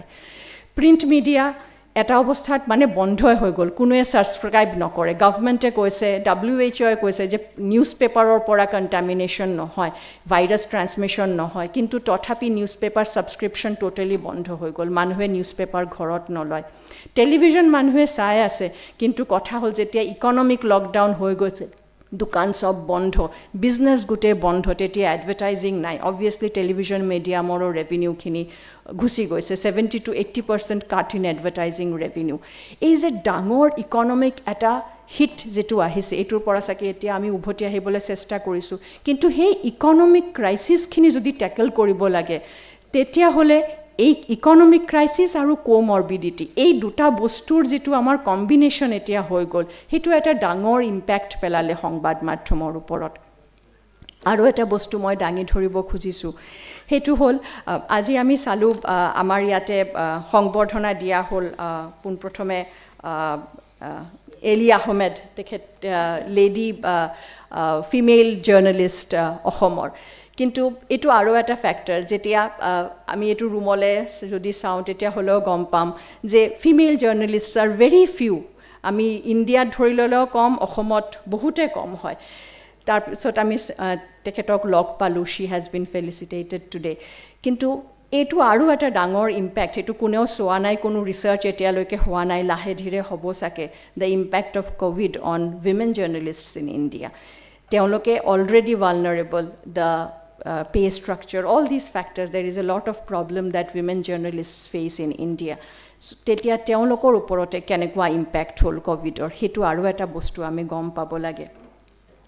So, ei gute ব্যবস্থা খিনি যেতিয়া লৈকে অকমান খলনি নহব তেতিয়া লৈকে সাকে এনেকুৱা আৰু এটা যদি প্ৰভাৱ আহে কোভিড আজি লাহে লাহে সাকে কমি গৈ আছে কিন্তু এনেকুৱা আৰু এটা প্ৰভাৱ যদি আহে আৰু এটা ৱেভ যদি আহে তেতিয়া আমি যুজিব পাৰিমনে সো সেই কাৰণে মই কৈছো যে হি কোমৰবিডিটি খিনি আমি অকমান সাকে কন্ট্ৰোল কৰিব লাগিব হি কোমৰবিডিটি খিনি যেতিয়া লৈকে কন্ট্ৰোল কৰিব নোৱাৰিম তেতিয়া সাকে আমি উভতি আহিব নোৱাৰিম বা নেক্সট ফেজৰ কাৰণে সো এই কথাখিনি কৈ পেলাই মই গম পাইছো যে ইয়াতে অসমত আমাৰ সিচুৱেশন খিনি সাকে অকমান ভাল যিখিনি সাপোৰ্ট আমি ষ্টেট গভৰ্নমেন্টৰ পৰা পাইছো সেইখিনি ভাল কিন্তু যদি আমি ন্যাশনাল স্কেলত চাবলে যাওঁ তেতিয়া হলে বহুতখিনি আমাৰ কৰিবলে আছে আমি আমাৰ ইণ্ডিয়াৰ press freedom index 141 out of 180 countries. So jodi ami ei obostha khini amar journalism practice or obostha khini journalist or hubidha khini teolokor pay structure hekhini jodi ami improve koribo paru ami jodi okoman agole agbahi jabo paru he press freedom index ot tetia he ami sake ajir dinot যেটো আমাৰ national press ডেৰ যেটো আমাৰ মোটো হয় যেটো কাৰণতে আমি এইখিনি আমি অনুষ্ঠানটো পালন কৰো প্ৰতি বছৰে সেই অনুষ্ঠানটো সাকে সফল হ'ব যদি আমাৰ জাৰ্নালিষ্টৰ লাইফ বোৰ হসাকে যদি ভালৰ ফালে উভতি যায় ভাল হৈ যায় তেতিয়া হলে সাকে আমাৰ এই দিনটো উদযাপন কৰাটো সফল হ'ব এই কথাখিনি কৈ মই মোৰ আজিৰ বক্তব্য সামৰণি ধৰিছো ধন্যবাদ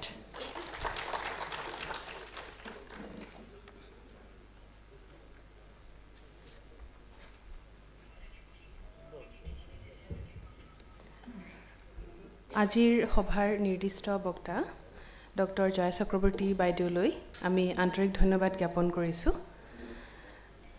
আৰু এইবাৰ আমি আমাৰ মাননীয় মুখ্যমন্ত্ৰী মহোদয়ক তেখেতৰ ভাষণ প্ৰদান কৰিবলৈ অনুৰোধ জনালোঁ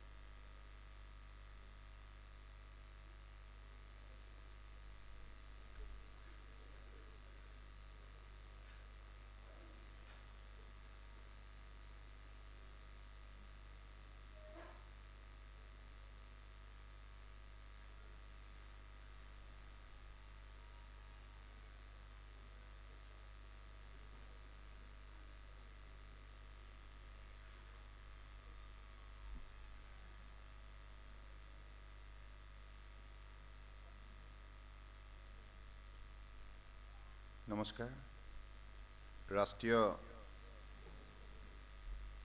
প্ৰেছ দিৱসৰ ৰাজ্যিক পৰ্যায়ৰ যি কাৰ্যসূচীত মোৰ সৈতে মঞ্চত উপস্থিত থকা অসম চৰকাৰৰ মিডিয়া উপদেষ্টা ঋষিকেশ গোস্বামী ডাঙৰীয়া,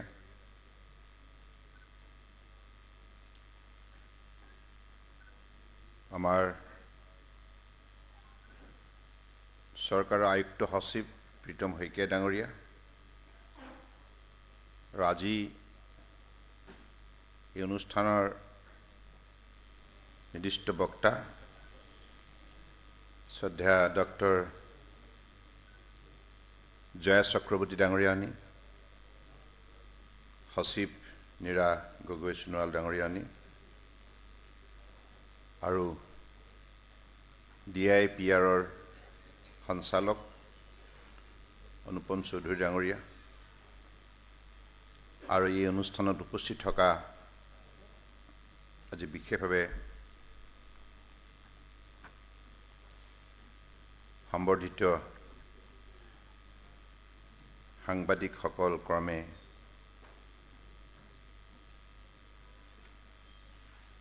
শ্ৰীযুত প্ৰেমধৰ শৰ্মা ডাঙৰীয়া, শ্ৰীযুত শিৱচৰণ কলিতা ডাঙৰীয়া, শ্ৰীযুত মহেশ চন্দ্ৰ মেধি ডাঙৰীয়া,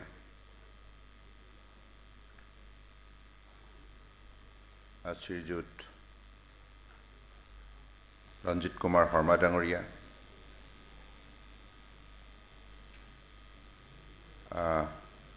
শ্ৰীযুত কুঞ্জমোহন ৰায় ডাঙৰীয়া, আৰু আমাৰ সকলোৰে অতি আদৰৰ স্নেহৰ শ্ৰদ্ধাৰ পদ্মশ্ৰী শ্ৰীযুতা এলিয়া আহমেদ বাইদেউ,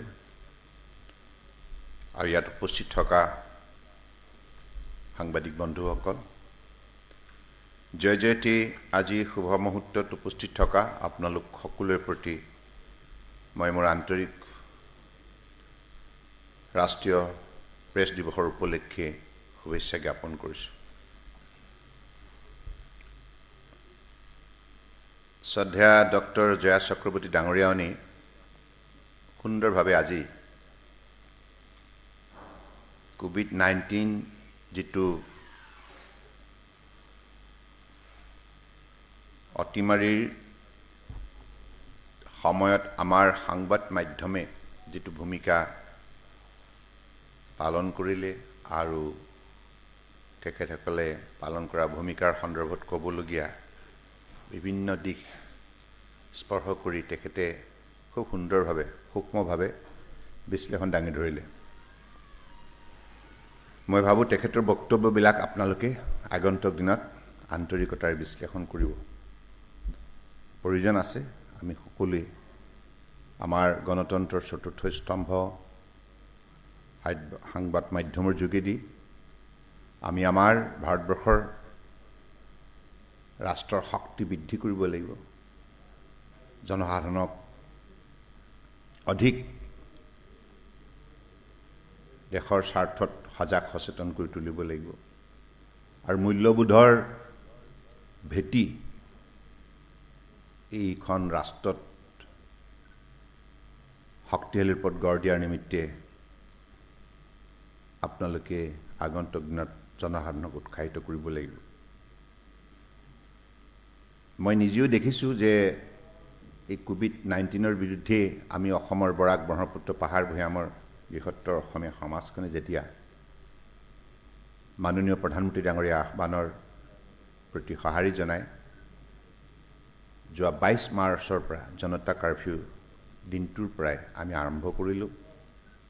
শৃংখলাবদ্ধভাৱে সকলোৱে স্বাস্থ্য বিভাগে আগবঢ়োৱা পৰামৰ্শৱলী নীতি নিয়মক মানি চলি এইখন ৰাজ্যত যাতে এই সংক্ৰমণ যাতে বিশেষভাৱে প্ৰভাৱ বিস্তাৰ কৰিব নোৱাৰে তাৰ প্ৰতি লক্ষ্য ৰাখি জনসাধাৰণৰ স্বাস্থ্য সুৰক্ষিত কৰাৰ বাবে আমি সকলোৱে মিলি এই কামত আত্মনিয়োগ কৰিলোঁ।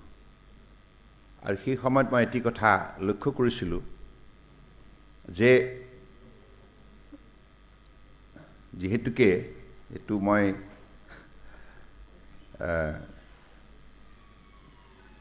আজি আপোনালোকে বেলেগ ধৰণে ল'ব নালাগে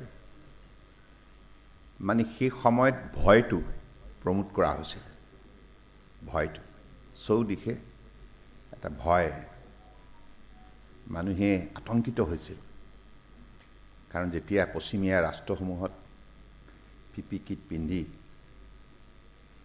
নিৰ্দিষ্ট কঠোৰ নিয়ম নীতি মানি কোনোবা আক্ৰান্ত হোৱা লোকক যেতিয়া সম্পূৰ্ণৰূপে নিলগে ৰখাৰ ব্যৱস্থা প্ৰৱৰ্তন কৰা হ'ল আত্মীয় স্বজনকো লগ কৰিব নোৱাৰাৰ ব্যৱস্থা যিহেতু প্ৰৱৰ্তন কৰা হ'ল আৰু এনেধৰণৰ এটি পৰিৱেশ সৃষ্টি হ'ল যে নিজৰ আত্মীয় কুটুমৰ মৃতদেহৰ কাষলৈ গৈ পেলাই শেষ শ্ৰদ্ধাঞ্জলি জনাব নোৱাৰাৰ এটা পৰিস্থিতিৰ সৃষ্টি হ'ল গতিকে এই দৃশ্যটো দেখি মানুহ সঁচাই বহু বেছি আতংকিত হ'ল যাই কি নহওক সেই সময়তো আমাৰ অসমৰ ৰাইজে সুস্থিৰতা শৃংখলাবদ্ধতা বজাই ৰাখি চৰকাৰৰ মাননীয় প্ৰধানমন্ত্ৰী ডাঙৰীয়া আহ্বানৰ প্ৰতি সঁহাৰি জনাই যিখিনি আমাক সহযোগিতা আগবঢ়ালে তাৰ বাবে মই অসমৰ ৰাইজৰ ওচৰত চিৰকৃতজ্ঞ আৰু সাংবাদিক বন্ধুসকলেও জনসাধাৰণৰ মাজত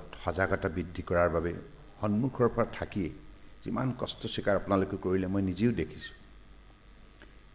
সেইবাবে মই আপোনালোকৰ ওচৰত সদায় কৃতজ্ঞ মই নিজেও সেই সময়ত ৩৬খন জিলালৈ গৈছিলোঁ আৰু সেই লকডাউন 1-2 সেই পৰিস্থিতিৰ লগত জনসাধাৰণৰ যিবিলাক মৌলিক প্ৰয়োজনীয় সামগ্ৰী যোগান ধৰাৰ সন্দৰ্ভত কেনেধৰণে আমি উত্তম ব্যৱস্থা হাতত ল'ম ইয়াৰ বাবে কোন বিভাগক আমি বিশেষভাৱে অধিক দায়িত্বশীল কৰি তুলিম ইয়াৰ প্ৰতি লক্ষ্য ৰাখি মই যেতিয়া ৩৬খন জিলালৈ নিজেই গৈ DC SP joint director health district agriculture officer veterinary officer power department PSC department fire brigade আৰু ট্ৰান্সপৰ্ট সকলোৰে মাজত এটা সমন্বয় শক্তিশালী ৱৰ্কিং ৰিলেশ্যনশ্বিপ ডেভেলপ কৰাৰ বাবে আমি উদ্যোগ লৈছিলোঁ আৰু সকলোকে কৈছিলোঁ যে আমি একেলগে মিলি এতিয়া ইণ্টিগ্ৰেটেড এফৰ্ট দিব লাগিব কাৰণ এইটো কেৱল স্বাস্থ্য বিভাগৰ কাম নহয় স্বাস্থ্য বিভাগে জনসাধাৰণক স্বাস্থ্যৰ সন্দৰ্ভত ল'বলগীয়া পদক্ষেপ ল'ব বাকী খাদ্য যোগান ধৰাৰ ক্ষেত্ৰত ফুড এণ্ড চিভিল ছাপ্লাই আৰু এঠাইৰ পৰা আন ঠাইলৈ অত্যাৱশ্যক সামগ্ৰী কঢ়িওৱাৰ ক্ষেত্ৰত পৰিবহণ বিভাগে আৰু সেই সময়ত যিহেতুকে ৰাইজক ঘৰতে নিয়ম নীতি মানি থাকিবলৈ আমি আহ্বান জনাইছোঁ চৰকাৰৰ আহ্বান যদি ৰাইজৰ যাতে সেই সময়ত কেতিয়াও অন্ধকাৰত থাকিব নালাগে শক্তি বিভাগক সকলো সময়তে বিজুলী যোগান ধৰাৰ বিষয়টোত নিয়মীয়া কৰি ৰখাৰ বাতাবৰণ সৃষ্টি কৰাৰ নিমিত্তে আৰু চহৰবিলাকত চেনিটাইজেশ্যন কৰি পৰিষ্কাৰ পৰিচ্ছন্নতা বাতাবৰণ সৃষ্টি কৰাৰ নিমিত্তে ফায়াৰ ব্ৰিগেড আৰু public health public engineering department সকলোকে ঐক্যবদ্ধভাৱে কাম কৰাৰ নিমিত্তে আৰু কৃষি বিভাগক বিশেষকৈ শাক পাচলি ফল মূল ইত্যাদি কেনেধৰণে যোগান ধৰা হ'ব ৰাইজক কেনেধৰণে শৃংখলাবদ্ধভাৱে আমি তেখেতসকলক যাৱতীয় সামগ্ৰী যোগান ধৰিম এই গোটেই কথাবিলাক আৰু পুলিচে কেনেধৰণে ভূমিকা পালন কৰিব কাৰণ পুলিচেতো সকলো সময়তে বিভিন্ন মুহূৰ্তত তেখেতসকলে থাকিবই লাগিব স্বাস্থ্য বিভাগৰ ডাক্তৰ নাৰ্ছ বা লেবৰেটৰী টেকনিচিয়ান বা এম্বুলেন্সৰ চালক বা আশা কৰ্মকৰ্তাসকল সকলোৰে সৈতে গতিকে সেই সময়ত মই দেখিছোঁ এটা টিম স্পিৰিট আহি গৈছে সকলোৰে মাজত আৰু সাংবাদিক বন্ধুসকলক মই নিজেই সকলো ঠাইতে লগ পাইছোঁ এই সাংবাদিক বন্ধুসকলে সেই সময়ত মানে তেখেতসকলে ইমান নিষ্ঠাৰে কামত আত্মনিয়োগ কৰিছিল পাহৰি গৈছিল যে তেখেতসকলকো সেই ব্যৱস্থাৰ প্ৰয়োজন পিপি কিটৰ প্ৰয়োজন কেতিয়াবা গ্লাভছ বা কেতিয়াবা মাস্ক এইবিলাক নোহোৱাকৈও কেতিয়াবা সাংবাদিক বন্ধুসকলে জনতাৰ স্বাৰ্থত বৃহত্তৰ স্বাৰ্থত তেখেতসকলে নিষ্ঠাৰে কৰ্তব্য পালন কৰিছিল গতিকে সেইবাবে এখন সমাজ যেতিয়া ঐক্যবদ্ধতাৰে প্ৰাণৱন্ত হৈ উঠে সজীৱ আৰু সজাগ সক্ৰিয় হৈ উঠে তেতিয়াহ'লে যিকোনো প্ৰত্যাহ্বানৰ যোগ্য প্ৰত্যুত্তৰ দিয়াটো সম্ভৱ এই কথাখিনি মই এই সময়ছোৱাৰ ভিতৰত মোৰ সতীৰ্থ মন্ত্ৰীসকলৰ সৈতে বিধায়কসকল বা সাংসদসকল বা বিভিন্ন পৰ্যায়ৰ জনপ্ৰতিনিধি পঞ্চায়ত হওক বিভিন্ন পৰ্যায় নগৰ সমিতি হওক ইত্যাদি ইত্যাদি সৈতে মিলি কথাবিলাক আমি এই অভিজ্ঞতাবিলাক বুটলিবলৈ সক্ষম হৈছিলোঁ আৰু আমাৰ স্বাস্থ্য বিভাগৰ ডক্টৰ হিমন্ত বিশ্ব শৰ্মা মন্ত্ৰী আৰু ৰাজ্যিক মন্ত্ৰী পীযুষ হাজৰিকা আৰু যিমান সংখ্যক আমাৰ বিভিন্ন চিকিৎসালয়ত কাৰ্যনিৰ্বাহ কৰা ডাক্তৰ নাৰ্ছ আশা কৰ্মকৰ্তাসকল লেবৰেটৰী টেকনিচিয়ান যিমান সংখ্যক সকলোৱে ভাবিব নোৱাৰাকৈ কাম কৰিছে দিনে নিশাই আমাৰ স্বাস্থ্যমন্ত্ৰীগৰাকীও উজাগৰে বহু নিশা কষ্ট স্বীকাৰ কৰি জনসাধাৰণৰ স্বাৰ্থত নিষ্ঠাৰে সেৱা আগবঢ়াইছে এই দৃশ্য আপোনালোকে সকলোৱে প্ৰত্যক্ষ কৰিছে গতিকে সমান্তৰালভাৱে আমাৰ আৰক্ষী বাহিনীৰ যিসকল বিষয়া কৰ্মচাৰী দিনে নিশাই কাৰণ সেই সময়ততো সকলো সময়তে মানুহৰ কাষত থাকি মানুহক কনফিডেন্স দিয়াৰ প্ৰয়োজনীয়তা আছে যে চৰকাৰৰ বিষয়া কৰ্মচাৰীয়ে সেইখিনি কাম নিষ্ঠাৰে কৰাৰ বাবে দায়িত্ব পালন কৰিছিল গতিকে মই ভাবোঁ যে এখন সমাজ সেইকাৰণে সকলো সময়তে সমন্বয় দ্বাৰা শক্তিশালী হৈ থাকিব লাগে সমাজ যেতিয়া ঐক্যবদ্ধভাৱে একেলগে মিলি কাম কৰাৰ মনস্থ কৰে তেতিয়াহ'লে কিন্তু আমাৰ জীৱনলৈ অহা যিকোনো দুৰ্যোগ আমি নিৰ্ভীকতাৰে সন্মুখীন হৈ ইয়াক অতিক্ৰম কৰিব পাৰোঁ গতিকে কৰোনা কালত বহুখিনি অভিজ্ঞতা আমি বুটলিবলৈ সক্ষম হ'লোঁ এইটোৱে আমাৰ কাৰণে প্ৰথম অভিজ্ঞতা আমি পূৰ্বতে এনেধৰণে আমাৰ জীৱনত পোৱা নাছিলোঁ আৰু সঁচাই মানে গাঁও চাহ বাগিচা আমাৰ পাহাৰ ভৈয়াম সকলো চহৰ চৰ চাপৰি সকলো ঠাইতে মানুহৰ মাজত এই সজাগতা সৃষ্টি কৰাৰ ক্ষেত্ৰত আপোনালোকে যিমান শক্তিশালী ভূমিকা পালন কৰিছে এই কথাখিনি আমাক বহু প্ৰশাসন ব্যৱস্থাটোক ৰাইজ জনমুখী কৰি তোলাৰ ক্ষেত্ৰত বহুত উদগনি দিছে গতিকে আজি দিনটোত কি কথা ক'ম আপোনালোকৰ বাবে যিখিনি আমাৰ কৰণীয় আছে সেইখিনি আমি কৰাৰ চেষ্টা কৰিছোঁ চক্ৰৱৰ্তী ডাঙৰীয়ানী ইমান সুন্দৰভাৱে কৈছে সাংবাদিকসকলৰ সঁচাই বহুত সমস্যা আছে আই টোটেলি এগ্ৰি উইথ ইউ তেখেতসকলৰ বহু সমস্যা আছে এই সমস্যাবিলাকতো আমি থকা বুলি উপলব্ধি কৰি আমাৰ চৰকাৰখনত দিনত ভালেকেইটা আঁচনি হাতত লৈছোঁ নহয় ৰঞ্জিত শইকীয়াই কি কয় লৈছোঁ নহয় আৰু ল'ম আমি হয়নে কাৰণ সাংবাদিকসকলতো বেলেগ নহয় কেতিয়াবা কেতিয়াবা তেখেতসকলে আমাক কেতিয়াবা মানে সমালোচনা কৰে স্বাভাৱিকতে কেতিয়াবা সমালোচনাবিলাক ভালো লাগে কেতিয়াবা বেয়াও লাগে হয়নে মানুহে গতিকে কিন্তু সাংবাদিকবিলাক যিমান সৰব হৈ থাকে যিমান কঠোৰ সমালোচনা কৰে চৰকাৰক সেইটো চৰকাৰখনৰ কাৰণে মংগল মইতো প্ৰতিখন সভাতে কওঁ আজিও কৈছোঁ আগতেও কৈছোঁ মই দায়িত্ব লোৱাৰ দিনৰ পৰা কৈছোঁ সাংবাদিকসকলে চৰকাৰৰ ওপৰত চোকা দৃষ্টি ৰাখিব লাগে ৰাইটলি অৰ ৰংলি কাৰণ শুধৰণি আছে আপুনিতো নিশ্চিতভাৱে সেই ইথিক্সৰ কথাও কৈছে শৃংখলাবদ্ধতাৰ কথাও কৈছে কমিটমেণ্টৰ কথাও কৈছে কিন্তু মই ভাবোঁ কিহৰ কাৰণে গণতন্ত্ৰত মানে চাৰিটা স্তম্ভই ইটোৱে আনটোক একেবাৰে চোকা দৃষ্টি ৰাখিব লাগে তেতিয়াহ'লে প্ৰতিটোৱে যদি সজাগ সচেতন সৎ আৰু নিষ্ঠাৱান হৈ থাকে গণতন্ত্ৰ শক্তিশালী হ'ব আৰু ইয়াৰ পৰা আটাইতকৈ ভাৰতবৰ্ষৰ প্ৰতিগৰাকী নাগৰিক উপকৃত হ'ব they can live a life of dignity pride and Prestige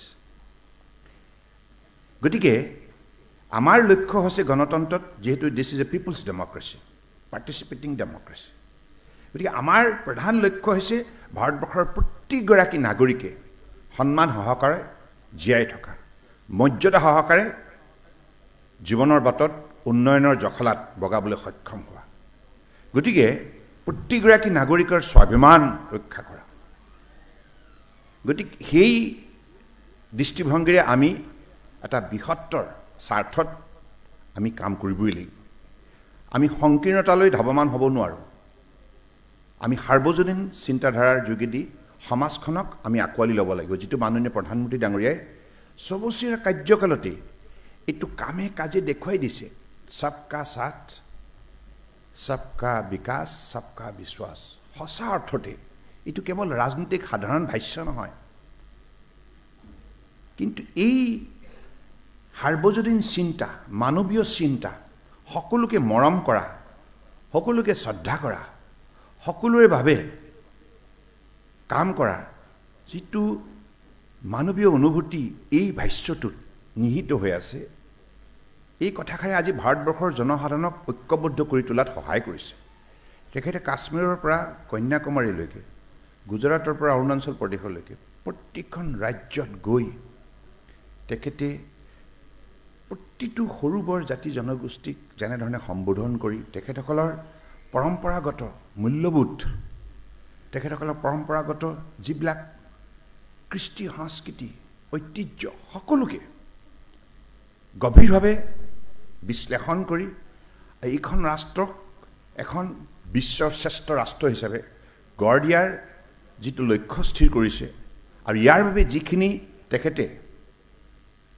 তৃণমূল পৰ্যায়ত সকলোকে আস্থাৰ বিশ্বাসত লৈ কাম কৰিছে তাৰ বাবে আজি হয়তো তেখেতৰ কাৰ্যকালত বহুতখিনি চকুত লগা পৰিৱৰ্তন সম্ভৱ হৈছে সংস্কাৰ প্ৰকৃতাৰ্থত তেখেতে সম্ভৱ কৰি তুলিছে আজি পূৰ্বৰ চৰকাৰ দিনতেই মুৰব্বীসকলে কৈছিলে দিল্লীৰ পৰা এটকা পইচা পঠিয়ালে ইয়াত কোনোবা হিতাধিকাৰী কেৱল 16 পইচা পায় তাৰমানে বাকী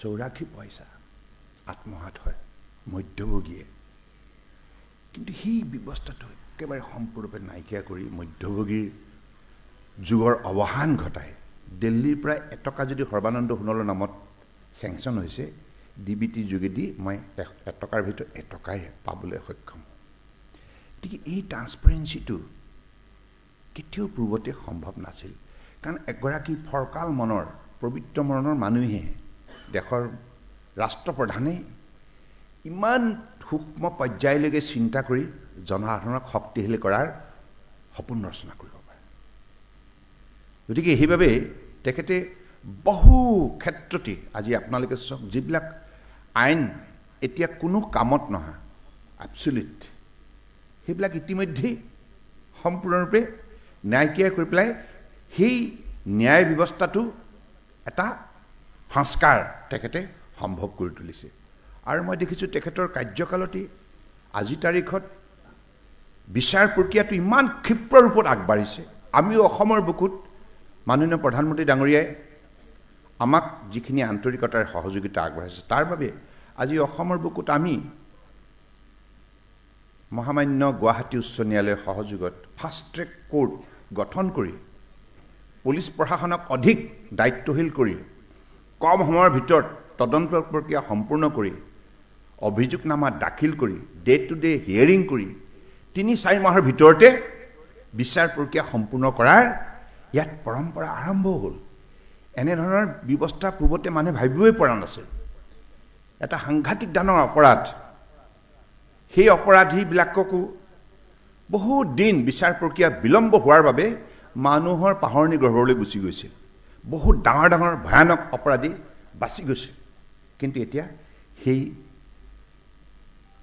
দিন আৰু নাই এতিয়া কোনোবা অপৰাধীয়ে কম সময়ৰ ভিতৰত সি শাস্তি পাবই এই নিশ্চয়তা even in the judiciary also he has achieved গতিকে তেনেধৰণে সংস্কাৰবিলাক বিভিন্ন ক্ষেত্ৰত তেখেতে সম্ভৱ কৰি তুলিছে গতিকে আমি অসমৰ বুকুতো বহু চেষ্টা কৰিছোঁ দুৰ্নীতিৰ বিৰুদ্ধে এতিয়া অভিযানবিলাক চলাই থাকোঁতে মই দেখিছোঁ সাংবাদ মাধ্যমে আমাক সকলো সময়তে সহায় কৰিছে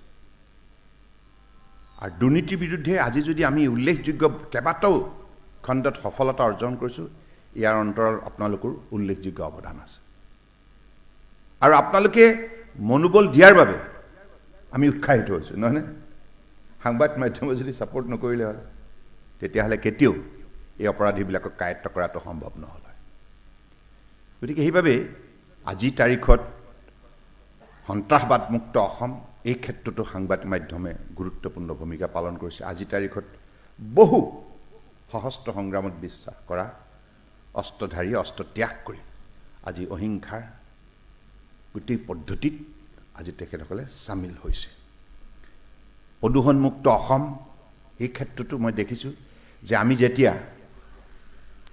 আজি মই অলপ আগতে IITত নৰ্থ ইষ্ট গ্ৰীণ সামিট তাতে 2.5 দিনীয়া এটি কাৰ্যসূচী আৰম্ভ হৈছে নৰ্থ ইষ্টত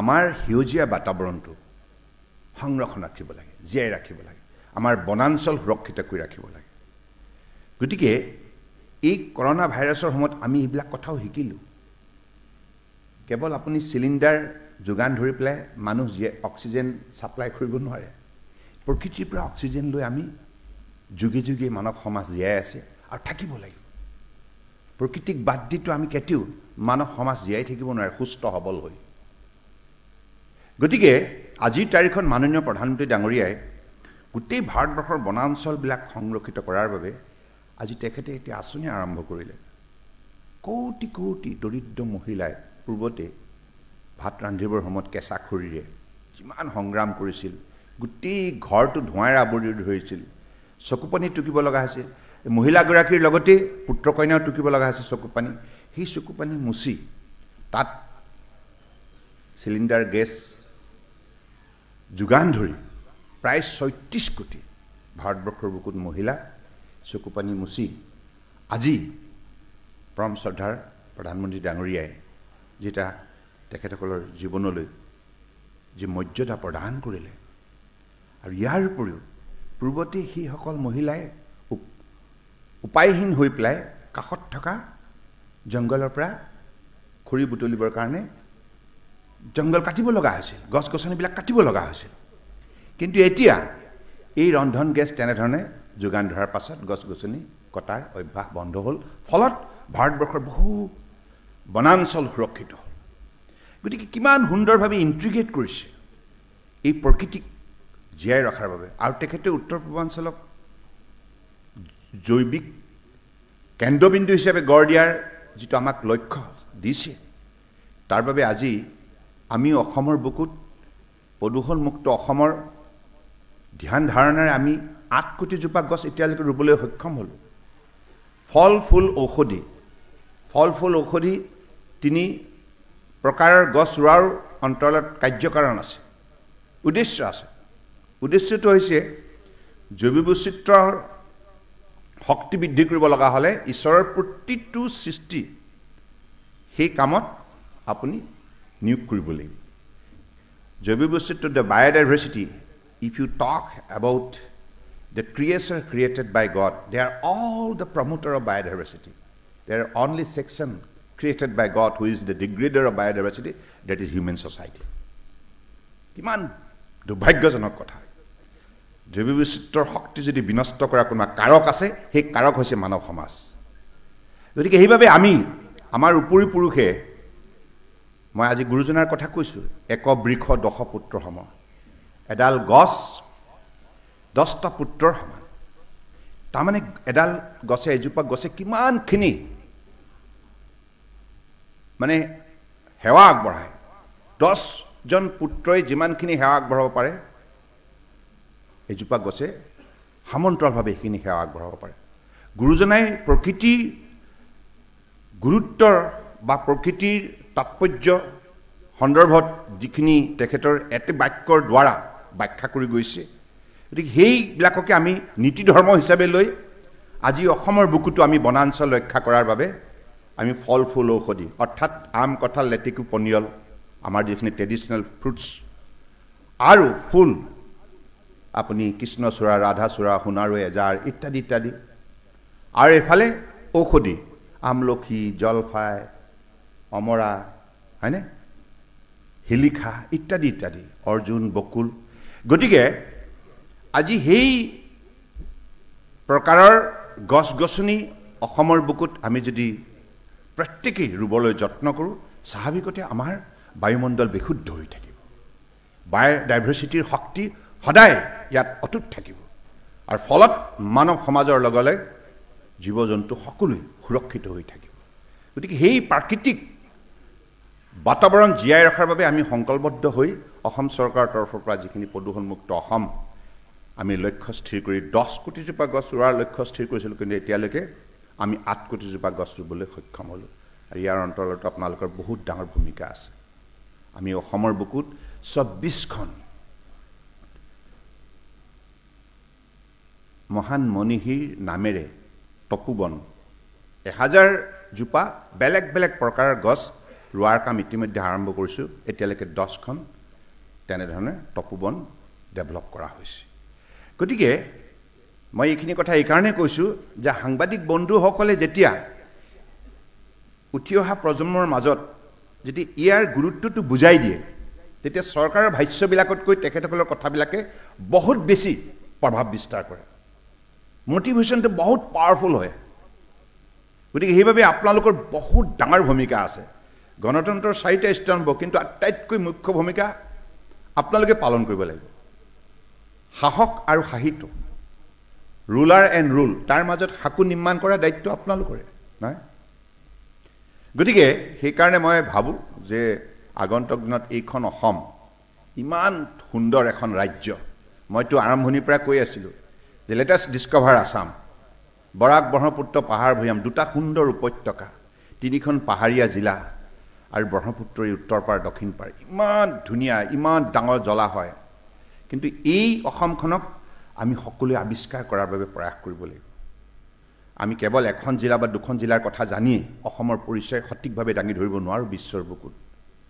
আমি অসমৰ সম্পদ সম্ভাৱনা শক্তিৰ সন্দৰ্ভত আৰু ইয়াৰ বিভিন্ন জাতি জনগোষ্ঠীৰ কৃষ্টি সংস্কৃতিৰ বৈশিষ্ট্যৰ সন্দৰ্ভত আমি সঠিকভাৱে উমান ল'ব লাগিব, আৰু সেইটো অধ্যয়নৰ যোগেদিহে সম্ভৱ হ'ব।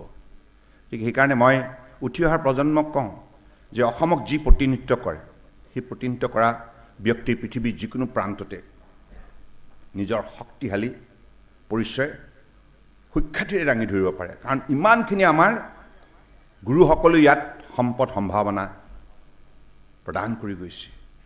আধ্যাত্মিকভাৱে, সাংস্কৃতিকভাৱে, সামাজিকভাৱে সকলো দিশতে পৰিপক্ক এইখন অসম। আৰু প্ৰাকৃতিক যিটো বাতাবৰণ, প্ৰাকৃতিক যিটো ভূগোল